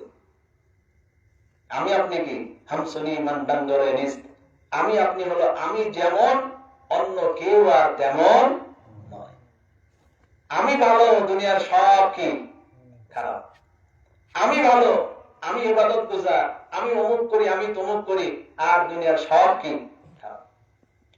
তো হযরত ওমর হুযায়ফার কাছে গিয়ে বলতেছে, হুযায়ফা, আল্লাহ রাসূল যত মুনাফিকের লিস্ট তোমার কাছে দিয়েছে, আমার একটু বলো ওই লিস্টটার মধ্যে আমি ওমরের নামটাও কি আছে? হযরতে হুযায়ফা ওমরে কিছুই বলে না। ওমরের পেরেশানি বাড়তেছে। শেষমেশ হযরতে ওমর আয়েশা বলতেছে, ওগো হুযায়ফা, এই মদিনায় যদি কেউ মারা যায়, তুমি যদি তার জানাজায় না যাও, তাইলে প্রমাণ হয় লোকটা মুনাফিক। আমি ওমর যদি মারা যাই, তাইলে কি তুমি আমার জানাজায় যাবা? কি বলতেছে? প্রশ্নটা ঘুরায় করছে, সোজা কথায় কি করে নাই, উত্তর দেয় নাই। এবার বলতেছে, যদি আমি মারা যাই তাইলে কি তুমি আমার জানাজায় যাবা? হযরতে হুযায়ফা চোখের পানি ছাইড়া যা বলতেছে, কি বলতেছেন আমিরুল মুমিনিন, আপনি হলেন খলিফাতুল মুসলিমিন, অর্ধজাহান শাসন করছেন, আপনি যদি মারা যান আপনার জানাজায় কি আমি না যায় থাকতে পারি? তখন উমরের দিলটা শান্তি হয়েছে। তার মানে বোঝা গেল ওই মুনাফিকদের লিস্টের মধ্যে আমার নামটা না। মুনাফিক এটা হলো খুব খারাপ এক লোক, খুব খারাপ কি লোক। শুরুতে বললাম যে ইসলামের যত ক্ষতি হয়েছে, বিধর্মীদের থেকে, কাফেরদের থেকে, মুশরিকদের চাইতে সবচাইতে বড় ক্ষতি হয়েছে হলো মুনাফিকদের দ্বারা। এখনো বর্তমানেও আমাদের এই ইসলামের মধ্যে কিছু মুনাফিক মার্কা মুসলমান আছে, ঠিক না ঠিক? যারা চায় না যে আমাদের এই বাংলাদেশে ইসলামী রাজ কায়েম হোক, তারা চায় না বাংলাদেশে যত ইসলামিক দল আছে তারা ঐক্যবদ্ধ হয়ে বাংলাদেশে ইসলামের পতাকা উড্ডীন করে, ইসলামের পতাকা পথ করে উঠতে থাকুক, তারা চায় না। এই জন্য তারা বিভিন্ন সময় বিভিন্ন রকমের কথা, বিভিন্ন রকমের গুজব ছড়াইতেছে, বিভিন্ন রকমের আজে বাজে কথা কি বলতেছে, মানুষের মধ্যে ছড়াইতেছে। সবচাইতে বড় কথা হলো আমরা আমাদের মন মাইন্ডটা এখনো ফিরাইতে পারিনি। আমাদের মন মাইন্ড ওই আগের মতনই রয়ে গেছে। ইসলাম যদি ক্ষমতায় আসে, ইসলামী হুকুমত যদি কায়েম হয়, তাহলে আমার মনে হয় এই বাংলাদেশের কোন মানুষ কমাস কম অনাহারে থাকবে না। কি থাকবে না? অনাহারে থাকবে না। ওই রেল লাইনের পাশে বিবস্ত্র মানুষ শীতের মধ্যে কাতরাইতেছে, না আছে তাদের কাপড়, না আছে তাদের জামা, না আছে তাদের থাকার কোনো জায়গা, না আছে তাদের কোনো বাসস্থান, না আছে তাদের খাবারের কোনো ব্যবস্থা। এই যে মানুষগুলি হাহাকার করতেছে, ছোটাছুটি করতেছে, তাদের দেখার কোনো মানুষ নেই, কিন্তু নিজেরা নিজেদের পকেট আর নিজেদের গদি ভরানো তারা ব্যস্ত আছে। হযরত ওমর ফারুকের শাসন আমলে ইসলামী রাষ্ট্র এমন এক ব্যবস্থা, যে রাষ্ট্র ব্যবস্থার মধ্যে কোনো অশান্তি নাই, বরং শান্তি আর শান্তি। হযরতে ওমর যেভাবে রাষ্ট্র পরিচালনা করছেন, আল্লাহ রাসূল সাল্লাল্লাহু আলাইহি সাল্লাম মদিনাতে যে এরকম রাষ্ট্র পরিচালনা করেছেন। আল্লাহ রাসূল সাল্লাল্লাহু আলাইহি সাল্লামের মদিনাতে যখন তিনি রাষ্ট্র পরিচালনা করেছেন, মদিনায় যখন আল্লাহ রাসূল প্রধান বিচারপতি, প্রধান কি বিচারপতি, আল্লাহ রাসূলের কাছে একটা চুরির বিচার আসছে।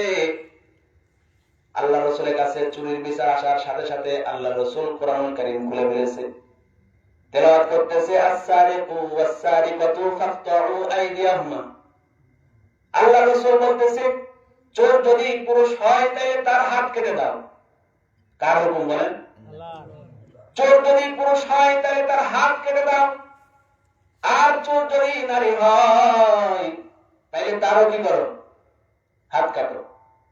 আল্লাহ রাসূল তেলাওয়াত করতেছে, ঘোষণা শোনায় দিছে, কিন্তু আল্লাহ রাসূল জানতো না যে ওইটা কুরাইশ বংশের মহিলা ছিল। সাহাবায়ে কেরাম সবাই চিন্তা করতে লাগলো, হায়রে যদি কুরাইশ বংশের নারী যদি চুল হাত কাটা হয়, তাইলে কুরাইশ বংশের তো আর নাম থাকে না। আমাদের যেরকম অমুকের চেয়ারম্যানের ছেলে আগাম প্রোগ্রাম করে ধরা পড়ছে, এখন যদি তার বিচার করা হয় তাইলে চেয়ারম্যানের নাম থাকে না, মেম্বারের নাম থাকে না। সাহাবায়ে কেরাম বলতে লাগলো, কুরাইশ বংশের নারী চুরি করছে, যদি তার হাত কাটা হয় তাইলে বংশের মান ক্ষুণ্ণ হয়। কিন্তু আল্লাহ রাসূল ফয়সালা শুনিয়ে দিয়েছেন। সাহাবায়ে কেরাম সবাই মসজিদে নববীতে বলতেছে, যদি আমরা আল্লাহর রাসূলের কাছে একটা সুপারিশনামা পাঠাই, তাইলে হয়তোবা আল্লাহর রাসূল বিচারটা একটু শিথিল করতে পারেন। কিন্তু কেমনে পাঠাবে? সবাই তো বুঝমান সাহাবী, আবু বকর, উমর, উসমান, আলী সবাই আছেন। সবাই এক একজনের দিকে তাকায়। আবু বকর উমরের দিকে তাকায়, উমর আবু বকরের দিকে তাকায়। আল্লাহর রাসূলের কাছে এই প্রস্তাবটা কে পাঠাবে? কেউ সাহস করতে পারতেছে না, কারণ তারাও জানে চোরের শাস্তি কি করা? হাত কাটা। এই জন্য তাদের সাহস হইতেছে না যে আল্লাহর রাসূলের কাছে এই প্রস্তাবটা দেব কেমনে। সবার মধ্যে একজন চালাক সাহাবী আছে, সে বলতেছে, ঠিক আছে, একটা বুদ্ধি করলে হয়। বলে, কি বুদ্ধি? আল্লাহ রাসূল সাল্লাল্লাহু আলাইহি সাল্লামের একটা নাতি আছে, হযরতে যায়েদের একটা ছেলে আছে যার নাম হলো উসামা। সাহাবায়ে কেরাম বলতেছে, উসামা ছোট মানুষ, আমরা লিখিত আকারে তার হাতে এই সুপারিশনামাটা পাঠায় দেব। আল্লাহ রাসূলের কাছে সে গিয়া শুধু বলবে, ওগো আল্লাহর নবী, যে মহিলাটার চুরির বিচার আসছে, ওই মহিলাটা হলো কুরাইশ বংশের মহিলা, আপনি তার হাতটা না কাইটা একটা আঙ্গুল কাইটা তার বিচারটা একটু শিথিল করে দেন। ওই মধ্যে একটা ছাড়পত্র লেখছে, লেখার পরে ছোট্ট ছেলে উসামার হাতে দিয়া আল্লাহর রাসূলকে বলার জন্য পাঠাইছে। সে ভিতরে ঢুকছে, আল্লাহর রাসূল মসজিদে নববীতে বসা আছেন। আল্লাহর রাসূলের রানের উপর গিয়ে ছোট্ট বাচ্চা উসামা বসছে। বসার পরে আল্লাহর রাসূলের কানের কাছে বলতেছে, না, যে মহিলার বিচারটা আপনার কাছে আসছে, আপনি কি জানেন এই মহিলাটা কোন বংশের মহিলা? এইটা হলো কুরাইশ বংশের মহিলা। যদি আপনি তার হাত কাটেন তাইলে কুরাইশ বংশের মান থাকে না। এই কারণেই আপনি তার আঙ্গুলটা একটু কাইটা তার বিচারটা একটু শিথিল করে দেন। এমন কথা যখন বলছে, আল্লাহ রাসূল সাল্লাল্লাহু আলাইহি ওয়াসাল্লাম বসার থেকে সঙ্গে সঙ্গে দাঁড়ায় গেছেন, আর তার কপাল চেহারাটা পুরো লাল বর্ণের হয়ে গেছে। কপালের মধ্যে ভাঁজ চলে আসছে। আল্লাহ রাসূল ডাকতে বলতেছে, সাহাবায়ে কেরাম, কুরাইশ বংশের মহিলা হওয়ার কারণে তোমরা আমার কাছে বিচারের সুপারিশ চাইতেছো। আরে তোমরা সাক্ষী থাকো, আমার মেয়ে কলিজার টুকরা হযরতে ফাতেমাও যদি চুরি করত আর আমি মুহাম্মদ যদি বিচার করতাম, তাইলে আমি নিজে আমার মেয়ের হাত কেটে আমি চুরির বিচার করতাম। সুবহানাল্লাহ। ফাতেমার হাত কাটতাম, আর কোথাকার কুরাইশের মেয়ে। আমি আমার নিজের মেয়েকে কি করতাম না, ছাড় দিতাম না। তাহলে 1400 বছর আগে আল্লাহ রাসূল সাল্লাল্লাহু আলাইহি সাল্লাম সমাজ ব্যবস্থা কায়েম করে দেখিয়ে গিয়েছেন। কিন্তু সমাজের মধ্যে হাজারো জেনা ব্যভিচার হইতেছে, বিচার আছে? বলেন আছে? আজকে একজন নারীর সাথে একজন মেয়ের সাথে করলো, কোন দিন জানি আমার মেয়ের সাথে করবে, কোন দিন জানি আপনার বোনের সাথে করবে, কোন দিন যেন আপনার ভাতিজির সাথে করবে, বলতে পারবেন? আজকে একজন করতেছে, আমার আপনার কোনো চিন্তা নাই, কোনো ভাবনা নাই, ভিতরে কোনো ব্যথাও নাই, বেদনাও নেই। কিন্তু কোন দিন জানি আপনার ঘরের মধ্যে প্রবেশ করবে। এই কারণে বলতেছি, আমরা এখনো সেই আগের জামানায় পড়ে আছি, আমাদের মন মানসিকতা এখনো পরিবর্তন হয় নাই। এ কারণে সমাজকে সুন্দর করতে হলে, সমাজকে সুন্দর বানাইতে হলে, সমাজের মধ্যে মানুষগুলি নিরাপদে থাকার জন্য সবচাইতে বড় ভূমিকা হলো এই জমিনে কোরআনের আইন কায়েম হতে হবে। কি হতে হবে? কোরআনের আইন কায়েম না হওয়া পর্যন্ত চুরি বন্ধ করা সম্ভব নয়, জেনা বন্ধ করা সম্ভব নয়, ঘুষ বন্ধ করা সম্ভব নয়। কমাস কম এতটুকু বুঝছেন? এতটুকু বুঝছেন তো? সমাজকে সুন্দর করতে হলে কি লাগবে বলেন? কি লাগবে বলেন? কোরআনের শাসন লাগবে, কোরআনের আইন লাগবে। আজকে আমরা এই জায়গায় বসে আছি, এখনই শুনতেছি ওই একজনে আফসোস করে বলতেছে যে, আরে ভাই, আমরা যখন প্রোগ্রামে যাই তখন হাজার হাজার মানুষ কি হয়, সমাগম হয়। নির্বাচন যখন আসে, এই মানুষগুলো যখন নির্বাচনের সিল মারে, তখন তারা যায় কোথায়? কোথায় যায়? শুনতেছে কোরআনের বাণী, হাদিসের বাণী, কিন্তু আয়সা দুই বুবুর এক বুবু কি করতেছে? সিল মারতেছে। একে তো নারী নেতৃত্ব হারাম। কি? নারী নেতৃত্ব হারাম। কিন্তু আমরা কিভাবে সেই হারাম কাজটা করতে পারি বলেন? এজন্য আমার ভাইরা, আমাদের সময় এসেছে। আমরা যদি চাই তাহলে আমাদের এই সমাজকে সুন্দর করে ঢেলে সাজাতে পারবো। এজন্য আমাদেরকে স্বতঃস্ফূর্ত থাকতে হবে, আমাদেরকে একাকার হয়ে থাকতে হবে, কাঁধে কাঁধ মিলিয়ে থাকতে হবে, ইসলামের পক্ষে কথা বলতে হবে। আমি অমুক, আরেকজন তমুক, এইটা নিয়ে বিভেদ করার আর সময় নেই। আমি যদি বলি একজন নামাজ পড়ে এই জায়গায় হাত বাঁধে, আর একজন পড়ে নামের নিচে বাঁধেন, আর একজনের হাত ছাইড়া দেয়া পড়তেছে, সবচেয়ে বড় কথা হলো নামাজ ফরজ পড়তেছে তো। কথা বলেন ঠিক না? তাই আপনি ছাইড়া দিয়া হাত বুকের উপর, নাভির নিচে বান্দা নিয়ে মারামারি করতেছি, কিন্তু হাজারো মুসলমান নামাজই পড়তেছে না, এটা নিয়ে কোনো কি নেই, টেনশন নেই। এইটা হলো আমাদেরকে বিভেদ তৈরি করা, আমাদেরকে একে অপরের সাথে লাগাইয়া দেওয়ার একটা কি ষড়যন্ত্র। এজন্য আমাদেরকে সজাগ থাকতে হবে। আমরা যারা নামাজ পড়ি সবাই কিন্তু সূরা ফাতিহা পড়ি। কি পড়ি? না অন্য বেশ পড়েন? সূরা ফাতিহা কিন্তু পড়ি।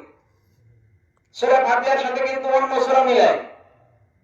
আমরা যারা যোহরের নামাজ পড়ি 4 রাকাতই পড়ি, আসরের নামাজও 4 রাকাত পড়ি, ফজরের নামাজও 2 রাকাত পড়ি, মাগরিবের নামাজ 3 রাকাত পড়ি, নাকি বেশি পড়ে?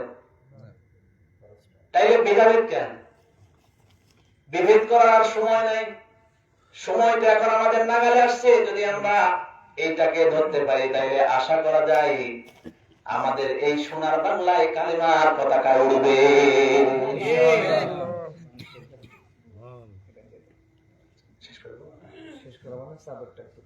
আচ্ছা, যাই হোক, যতটুকু কথা বললাম ভাঙা ভাঙা কথা, গলার অবস্থা খুব একটা ভালো না। তো যাই হোক, এই কথাগুলির উপরে কমাস কম এতটুকু শিক্ষা আমরা এই জায়গা থেকে নিয়ে যাই যে আমাদের একমাত্র মালিক হলেন কে বলেন? আল্লাহ তাআলা। আল্লাহর উপর বিশ্বাসে কোনো বিকল্প রাস্তা নাই। দ্বিতীয় নম্বর হলো, আমি যতটুকু ইবাদত করতে পারি আর না পারি, আমার দ্বারা যেন ইসলামের কোনো ক্ষতি না হয় এমন কোনো কাজ করব না। 3 নম্বর আমল হলো, কখনোই কারোর কোনো হক নষ্ট করব না। এখানে মা বোনেরাও আসছে, বিশেষ করে এই কথাটা আমার মায়েদের জন্য। একজন নারী আর একজন নারী, মানে দুইজন মেয়ে যদি এক জায়গায় থাকে, ওই জায়গায় চোখ বন্ধ করে বলা যায় যে তারা কারো না কারো বিপদ করতে। এই নারীরা সবচাইতে বেশি জাহান্নামে যাবে শুধুমাত্র একটা কারণ, এরা মুখের লাগাম দিতে চায় না। কি করতে চায় না? মুখের লাগাম দিতে চায় না। এই জন্য আমার মায়েরা, আমি অনুরোধ করবো, কখনোই কারোর ব্যাপারে কোনো কথা বলবেন না। বলবেন তো আপনার আমল কি হয়ে যাবে? বরবাদ হয়ে যাবে। তো যাই হোক, আল্লাহ পাক আমাদের সকলকে যে কথাগুলি বললাম আমল করার মতো তৌফিক দান করুন, সকলে বলে আমিন। আর যেহেতু ছেলেরা খুব শ্রম দেয়, এই কাজটা আঞ্জাম দিতেছে, এটা আমাদের আসলে গর্বের বিষয়। কিসের বিষয়? যে সময় তারা গান বাজনা অন্য কাজের মধ্যে ব্যস্ত থাকবে, এই সময় এমন একটা পরিবেশ তারা কায়েম করছে। এই জন্য আপনারা তাদেরকে সহযোগিতা করবেন, উৎসাহিত করবেন, বিভিন্ন ভাবে তাদেরকে কি করবেন? সহযোগিতা করবেন। অর্থ দেওয়া হোক, বুদ্ধি দেওয়া হোক, শ্রম দেওয়া হোক, যেভাবে হোক তাদেরকে কি করবেন? সহায়তা করবেন, সহযোগিতা করবেন। হতে পারে আপনার এই সহযোগিতা কিয়ামতের দিন নাজাতের জন্য জড়িয়ে হবে।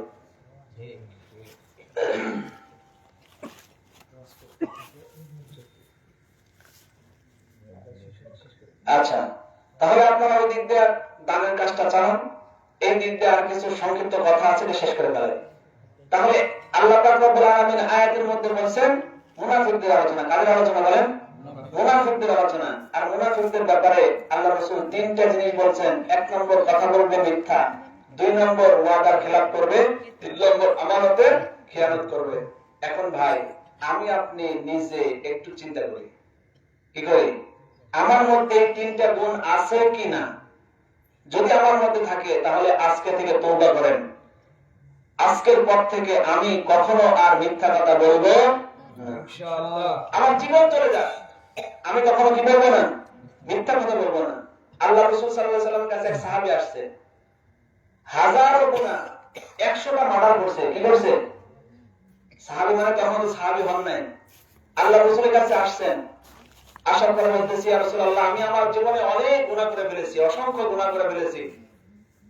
তো আমি চাইতেছি আমার এই জীবনকে পরিবর্তন করতে, অর্থাৎ আমি আর গুনাহ করতে চাইতেছি না, আমি গুনাহের সব কাজ উপকরণ ছেড়ে দিতে চাচ্ছি। আপনি আমাকে একটা আমল বলে দেন। তবে এমন একটা আমল বলবেন, বেশি কোনো নসিহত করলে আমার দ্বারা মানা এটা কি কষ্টকর, অসম্ভব, আমি মানতে পারবো না। আমাকে যে কোনো একটা আমলের কথা বলেন, ওই একটা আমল দিয়ে আমি আমার জীবনকে কি করবো? পরিবর্তন করা শুরু করবো। তা আল্লাহ রাসূল সাল্লাল্লাহু আলাইহি ওয়াসাল্লাম বলতেছে যে তুমি মিথ্যা কথা বলো না। কি বলো না? মিথ্যা কথা বলো না। তো এখন সে মনে করছে এটা আবার কি ভারী কাজ, মিথ্যা কথা না বলা এটা একটা সহজ ব্যাপার, ঠিক না? উনি এরকম মনে করছে, ঠিক আছে ইয়া রাসূলুল্লাহ, আমি আর মিথ্যা কথা বলবো না।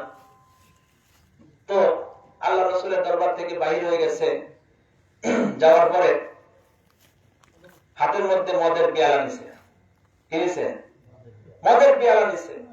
এখন নেওয়ার পরে মুখের কাছে আনছে, আনার পরে চিন্তা করতেছে, হাই রে, আল্লাহ রাসূলের কাছে তো আমি ওয়াদাবদ্ধ হলাম যে আজকের পর থেকে আর মিথ্যা কথা বলবো না। কিন্তু আমি যে এখন মদ পান করতেছি, এটা যদি কেউ দেখে ফেলে আর এটা যদি কাজের কাছে যায়, তাহলে কাজী আমার বিচার করবে। আর যেই বিচার হবে আমাকে কি করা হবে? বেতের আঘাত করা হবে। কি করা হবে? কাজী আমাকে জিজ্ঞাসা করবে, যদি আমি সত্য কথা বলি তাহলে আমাকে বেত্রাঘাত খাইতে হবে, আর যদি মিথ্যা কথা বলি তাহলে আমি পার পাবো হয়তো বা, কিন্তু আল্লাহর কাছে কি খাইতে হবে? তারা খাইতে হবে। তখন চিন্তা করতেছে, যা আর মদ খাইলাম না। কি মদ খাইলাম না, তাহলে একটা গুনাহ ছাড়লো কিনা বলেন? মদ খাওয়া কি করলো? ছেড়ে দিল। দ্বিতীয় নম্বরের কাজ, তার একটা স্বভাব ছিল, সে জিনার কাজ করতে বেশি। কিসের কাজ? জিনার কাজ। তো নির্জনে এক নারীকে পাইছে, সে তার মনোবাসনা পূরণ করার জন্য নারীর কাছে গেছে। যাওয়ার পরে এখন তার ওই আল্লাহ রাসূলের কাছে যে ওয়াদা করেছে সেটা তার মাথার মধ্যে, হাই আমি যদি তার সাথে জিনা করি আর এইটা যদি কাজের কাছে নিয়ে যাওয়া হয়, বিচার করলে আমাকে পাথর মেরে দুনিয়া থেকে শেষ করে দেওয়া হবে। আর যদি আমি মিথ্যা কথা বলি তাহলে বাঁচবো ঠিকই, কিন্তু আল্লাহর কাছে ধরা খাইতে হবে। তাহলে আমার আল্লাহর কাছে ধরা খাওয়ার থেকে সত্যটা বলাই আমার জন্য কি সবচাইতে শ্রেয়, সবচাইতে ভালো। তো বলতেছে ঠিক আছে, আজকে থেকে আর আমি কি করবো না, জিনা করবো না। তাহলে কয়টা গুনাহ ছাড়লো? দুইটা। 3 নম্বর আর একটা গুনাহ করতো, সে চুরি করতো। এক মসজিদের মধ্যে এক লোক মাথার মধ্যে ব্যাগ দিয়ে ঘুমাইতেছে। তো সে মসজিদের মধ্যে ঢুকছে, ব্যাগটাও নিছে। নেওয়ার পরে ব্যাগের চেন খুলে দেখে অনেক টাকা পয়সা ওখানে আছে। সে চিন্তা করতেছে এই টাকা পয়সা নিয়ে যদি আমি এখান থেকে যাই তাহলে আমার সারা জীবন আর কি করতে হবে না, কামাই করতে হবে না। আমি সারা জীবন ঠ্যাঙের উপর ঠ্যাং কি করতে পারবো, খাইতে পারবো। কিন্তু চিন্তা করতেছে যদি আমার বিচার হয়, কাজের কাছে যদি আমার বিচার চলে যায়, তাহলে চুরের দায় আমার হাত কেটে দেবে। কি করবে? আমার হাত কেটে দেবে। কাজে আমি হাত কাটার লাঞ্ছনা নিতে পারবো না বাবা, আমি চুরিও করবো না। এইরকম করে একের পর এক গুনাহের কাজ ছাড়তে ছাড়তে ছাড়তে ছাড়তে এক সময় সে ভালো একজন সাহাবী হয়ে গেছেন। সুবহানাল্লাহ। তাহলে আমল কয়টা বলেন? একটা আমল। কয়টা আমল? একটা। মিথ্যা কথা বলবো না, কখনো কাউকে কারো সম্মানের উপর আঘাত দিব না। আল্লাহ রাসূল বলতেছেন যদি কোনো ব্যক্তি কারো সম্মানের মধ্যে আঘাত দেয়, কারো সম্মানের উপর আঘাত আনে, তাহলে আল্লাহ রাসূল বলতেছেন সে এমন এক জায়গায় বেইজ্জতি হবে যেই জায়গায় সে সম্মান পাইতে চায়। যে জায়গায় কি সম্মান পাইতে চায়, আল্লাহ তাআলা ওই জায়গায় তারে অসম্মানী করে ছেড়ে দিবেন। কারণ সম্মানের মালিক কে বলেন? আল্লাহ। ওয়াতুইজ্জু মান তাশা ওয়া তুযিল্লু মান তাশা। আল্লাহ তাআলা সম্মানের মালিক, আল্লাহ তাআলা ইজ্জতের মালিক। আল্লাহ তাআলা যদি কারো সম্মান বাড়াইতে চায়, পৃথিবীর কোন শক্তি নাই তার সম্মানকে কমায় দিবে। আর আল্লাহ তাআলা যদি কাউকে বেইজ্জতি করতে চায়, পৃথিবীর কারো ক্ষমতা নাই যে তার সম্মান কি করবে, বাড়াবে। এজন্য আমাদেরকে সব সময় খেয়াল রাখতে হবে আমার জবানটা যেন কি থাকে, ঠিক থাকে। জবান দিয়ে কখনো কি বলবো না, মিথ্যা কথা বলবো না। আজকে থেকে এই একটা আমল শুরু করে দেন, মিথ্যা কথা বলবো না, মিথ্যা সাক্ষী দিব না, মিথ্যার ধারে কাছেও কি আমি নাই। কখনো কখনো নিজের ব্যাপারে যদি এরকম আসে যে মিথ্যা কথা, সত্য কথা বললে আমার নিজের উপরে কোনো দোষ এসে পড়ে, আমার উপরে যদি ছুরিও চলে আসে আমার গলায়, তাও আমি সত্য কথা বলবো। মিথ্যা কথা কি করবো না, বলবো। সম্মানিত হাজরিন, যতটুকু কথা বললাম, কথাগুলি হয়তো আপনাদের কাছে কতটুকু ভালো লেগেছে জানি না। এখান থেকে যেগুলি আমলের মনে হয়, আমলের জন্য এখন থেকে চেষ্টা করেন, আমল করার চেষ্টা করেন। আল্লাহ পাক আমাদেরকে সামনে আমাদের রহমতের দরজা কি করবেন, খুলে দিবেন। এজন্য আল্লাহ তাআলা আমাদের সকলকে যে কথাগুলি বললাম, বলনেওয়ালা এবং শুননেওয়ালা উভয়কে আমল করার তৌফিক দান করুন বলে আমিন।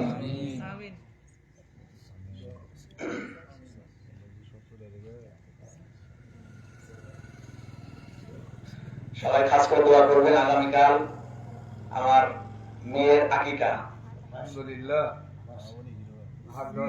আপনারা সবাই জানেন আমার মেয়ে হয়েছে, জানেন সবাই?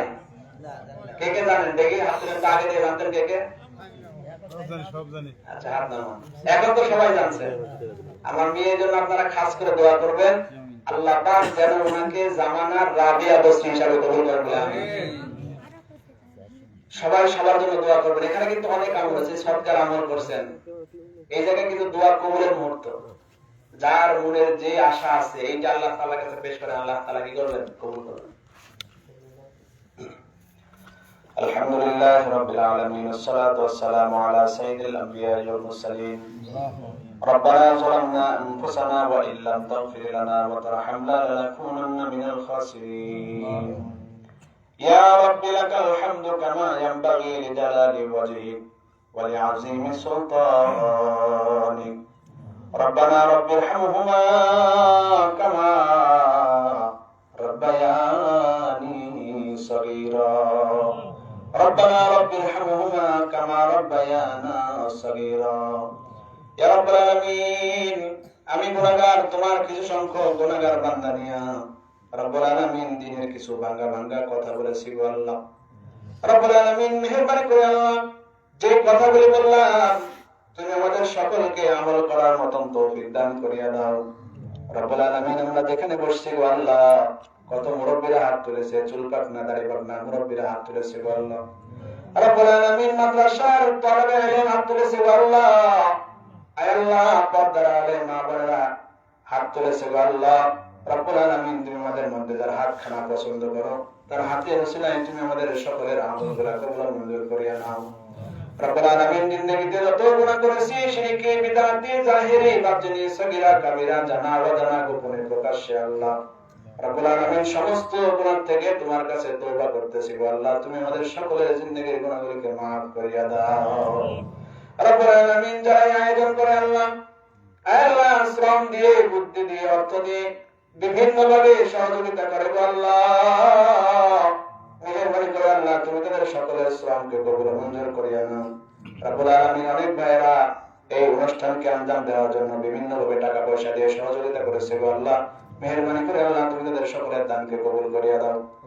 রব্বুল আলামিন, আমরা যারা হাত তুলেছি আল্লাহ, আল্লাহ আমাদের মধ্যে অনেকের পিতা মাতারা নিজের হাতে কবর রাখছে। রব্বুল আলামিন, অনেকের মা নিজের হাতে কবর রেখেছে গো আল্লাহ। রব্বুল আলামিন, ওই বাঁশের ঝাড়ে পিতামাতার কোন হালাত কেউ আমরা জানি না, কোন অবস্থায় তারা আছে গো আল্লাহ। মেহেরবানি করে আল্লাহ তুমি তাদের সকলের কবরকে জান্নাতের বাগান বানায় দাও। রব্বুল আলামিন, মেহেরবানি করে আল্লাহ আমাদের এই নানসর সমাজ কল্যাণ আল্লাহ সমাজে কবুল মঞ্জুর করিয়া নাও। রব্বুল আলামিন, যারা শ্রম দেয়, বুদ্ধি দেয়, পরামর্শ দেয়, আল্লাহ তুমি তাদেরকে কবুল মঞ্জুর করিয়া নাও। রব্বুল আলামিন, তুমি তাদেরকে দ্বীনের দায়ী হিসাবে কবুল করিয়া নাও। আয় আল্লাহ, তুমি তাদের এই খেদমতকে দ্বীনের জন্য কবুল করিয়া নাও। রব্বুল আলামিন, সমস্ত প্রকার বালা মুসিবত বিপদ থেকে তুমি তাদেরকে হেফাজত করো। রব্বুল আলামিন, আগামীকাল আমার মেয়ের আকিকা করা হবে গো আল্লাহ। রব্বুল আলামিন, মেহেরবানি করে আল্লাহ তুমি তার আকিকাকে কবুল মঞ্জুর করিয়া নাও। রব্বুল আলামিন, তুমি তাকে একটা নেককার নারী হিসেবে দুনিয়াতে কবুল করিয়া নাও। রব্বুল আলামিন, জামানার রাবিয়া বস্ত্রী হিসেবে কবুল করিয়া নাও। আবেদা সালিহা আশিকা জাকিরা কানেতা নারী হিসেবে কবুল করিয়া নাও। রব্বুল আলামিন, আমরা যারা আমিন আমিন করতেছি গো আল্লাহ, অনেকে হাত তুলেছে, জানি না কার মনের কোন আশা নিয়ে হাত তুলেছে গো আল্লাহ। রব্বুল আলামিন, সকলের মনের নেক আশাগুলো পূরণ করিয়া দাও। আয় আল্লাহ, মেহেরবানি করে আল্লাহ তুমি আমাদের সকলের দোয়াকে নবী সাল্লাল্লাহু আলাইহি ওয়াসাল্লামের দরবারে কবুল মঞ্জুর করিয়া নাও। রব্বুল আলামিন, তুমি আমাদের সকলকে মিথ্যা পরিহার করার চলার তৌফিক দাও। আয় আল্লাহ, কি বল শিকায়ত থেকে তুমি আমাদেরকে বাঁচায় রাখো। রব্বুল আলামিন, পাক্কা ঈমানদার হিসেবে কবুল করিয়া নাও। আয় আল্লাহ, মুনাফিকি ঈমানদারিত্ব থেকে তুমি আমাদেরকে হেফাজত করো আল্লাহ। মেহেরবানি করে তুমি আমাদের সকলের দোয়াকে নবী সাল্লাল্লাহু আলাইহি ওয়াসাল্লামের দরবারে কবুল মঞ্জুর করিয়া নাও। রব্বুল আলামিন, পর্দার আলে মায়েরা শামিল হয়েছে আল্লাহ, মেহেরবানি করে আল্লাহ তুমি তাদের মনের নেক আশাকে পূরণ করিয়া দাও। প্রত্যেককে হাফেজে কোরআন, আলেমে দ্বীনের মা হওয়ার তৌফিক দাও। রব্বুল আলামিন, তুমি আমাদের সকলের দোয়াকে নবী সাল্লাল্লাহু আলাইহি ওয়াসাল্লামের দরবারে কবুল মঞ্জুর করিয়া নাও। রব্বানা রাব্বিরহামহুমা কামা রাব্বায়ানি সগীরা। রব্বানা রাব্বিরহামহুমা কামা রাব্বায়ানা সিগারা। وصلى الله تعالى على خير خلقه محمد وعلى آله وأصحابه أجمعين. ارحمنا معهم برحمتك يا أرحم الراحمين. السلام عليكم ورحمة الله وبركاته.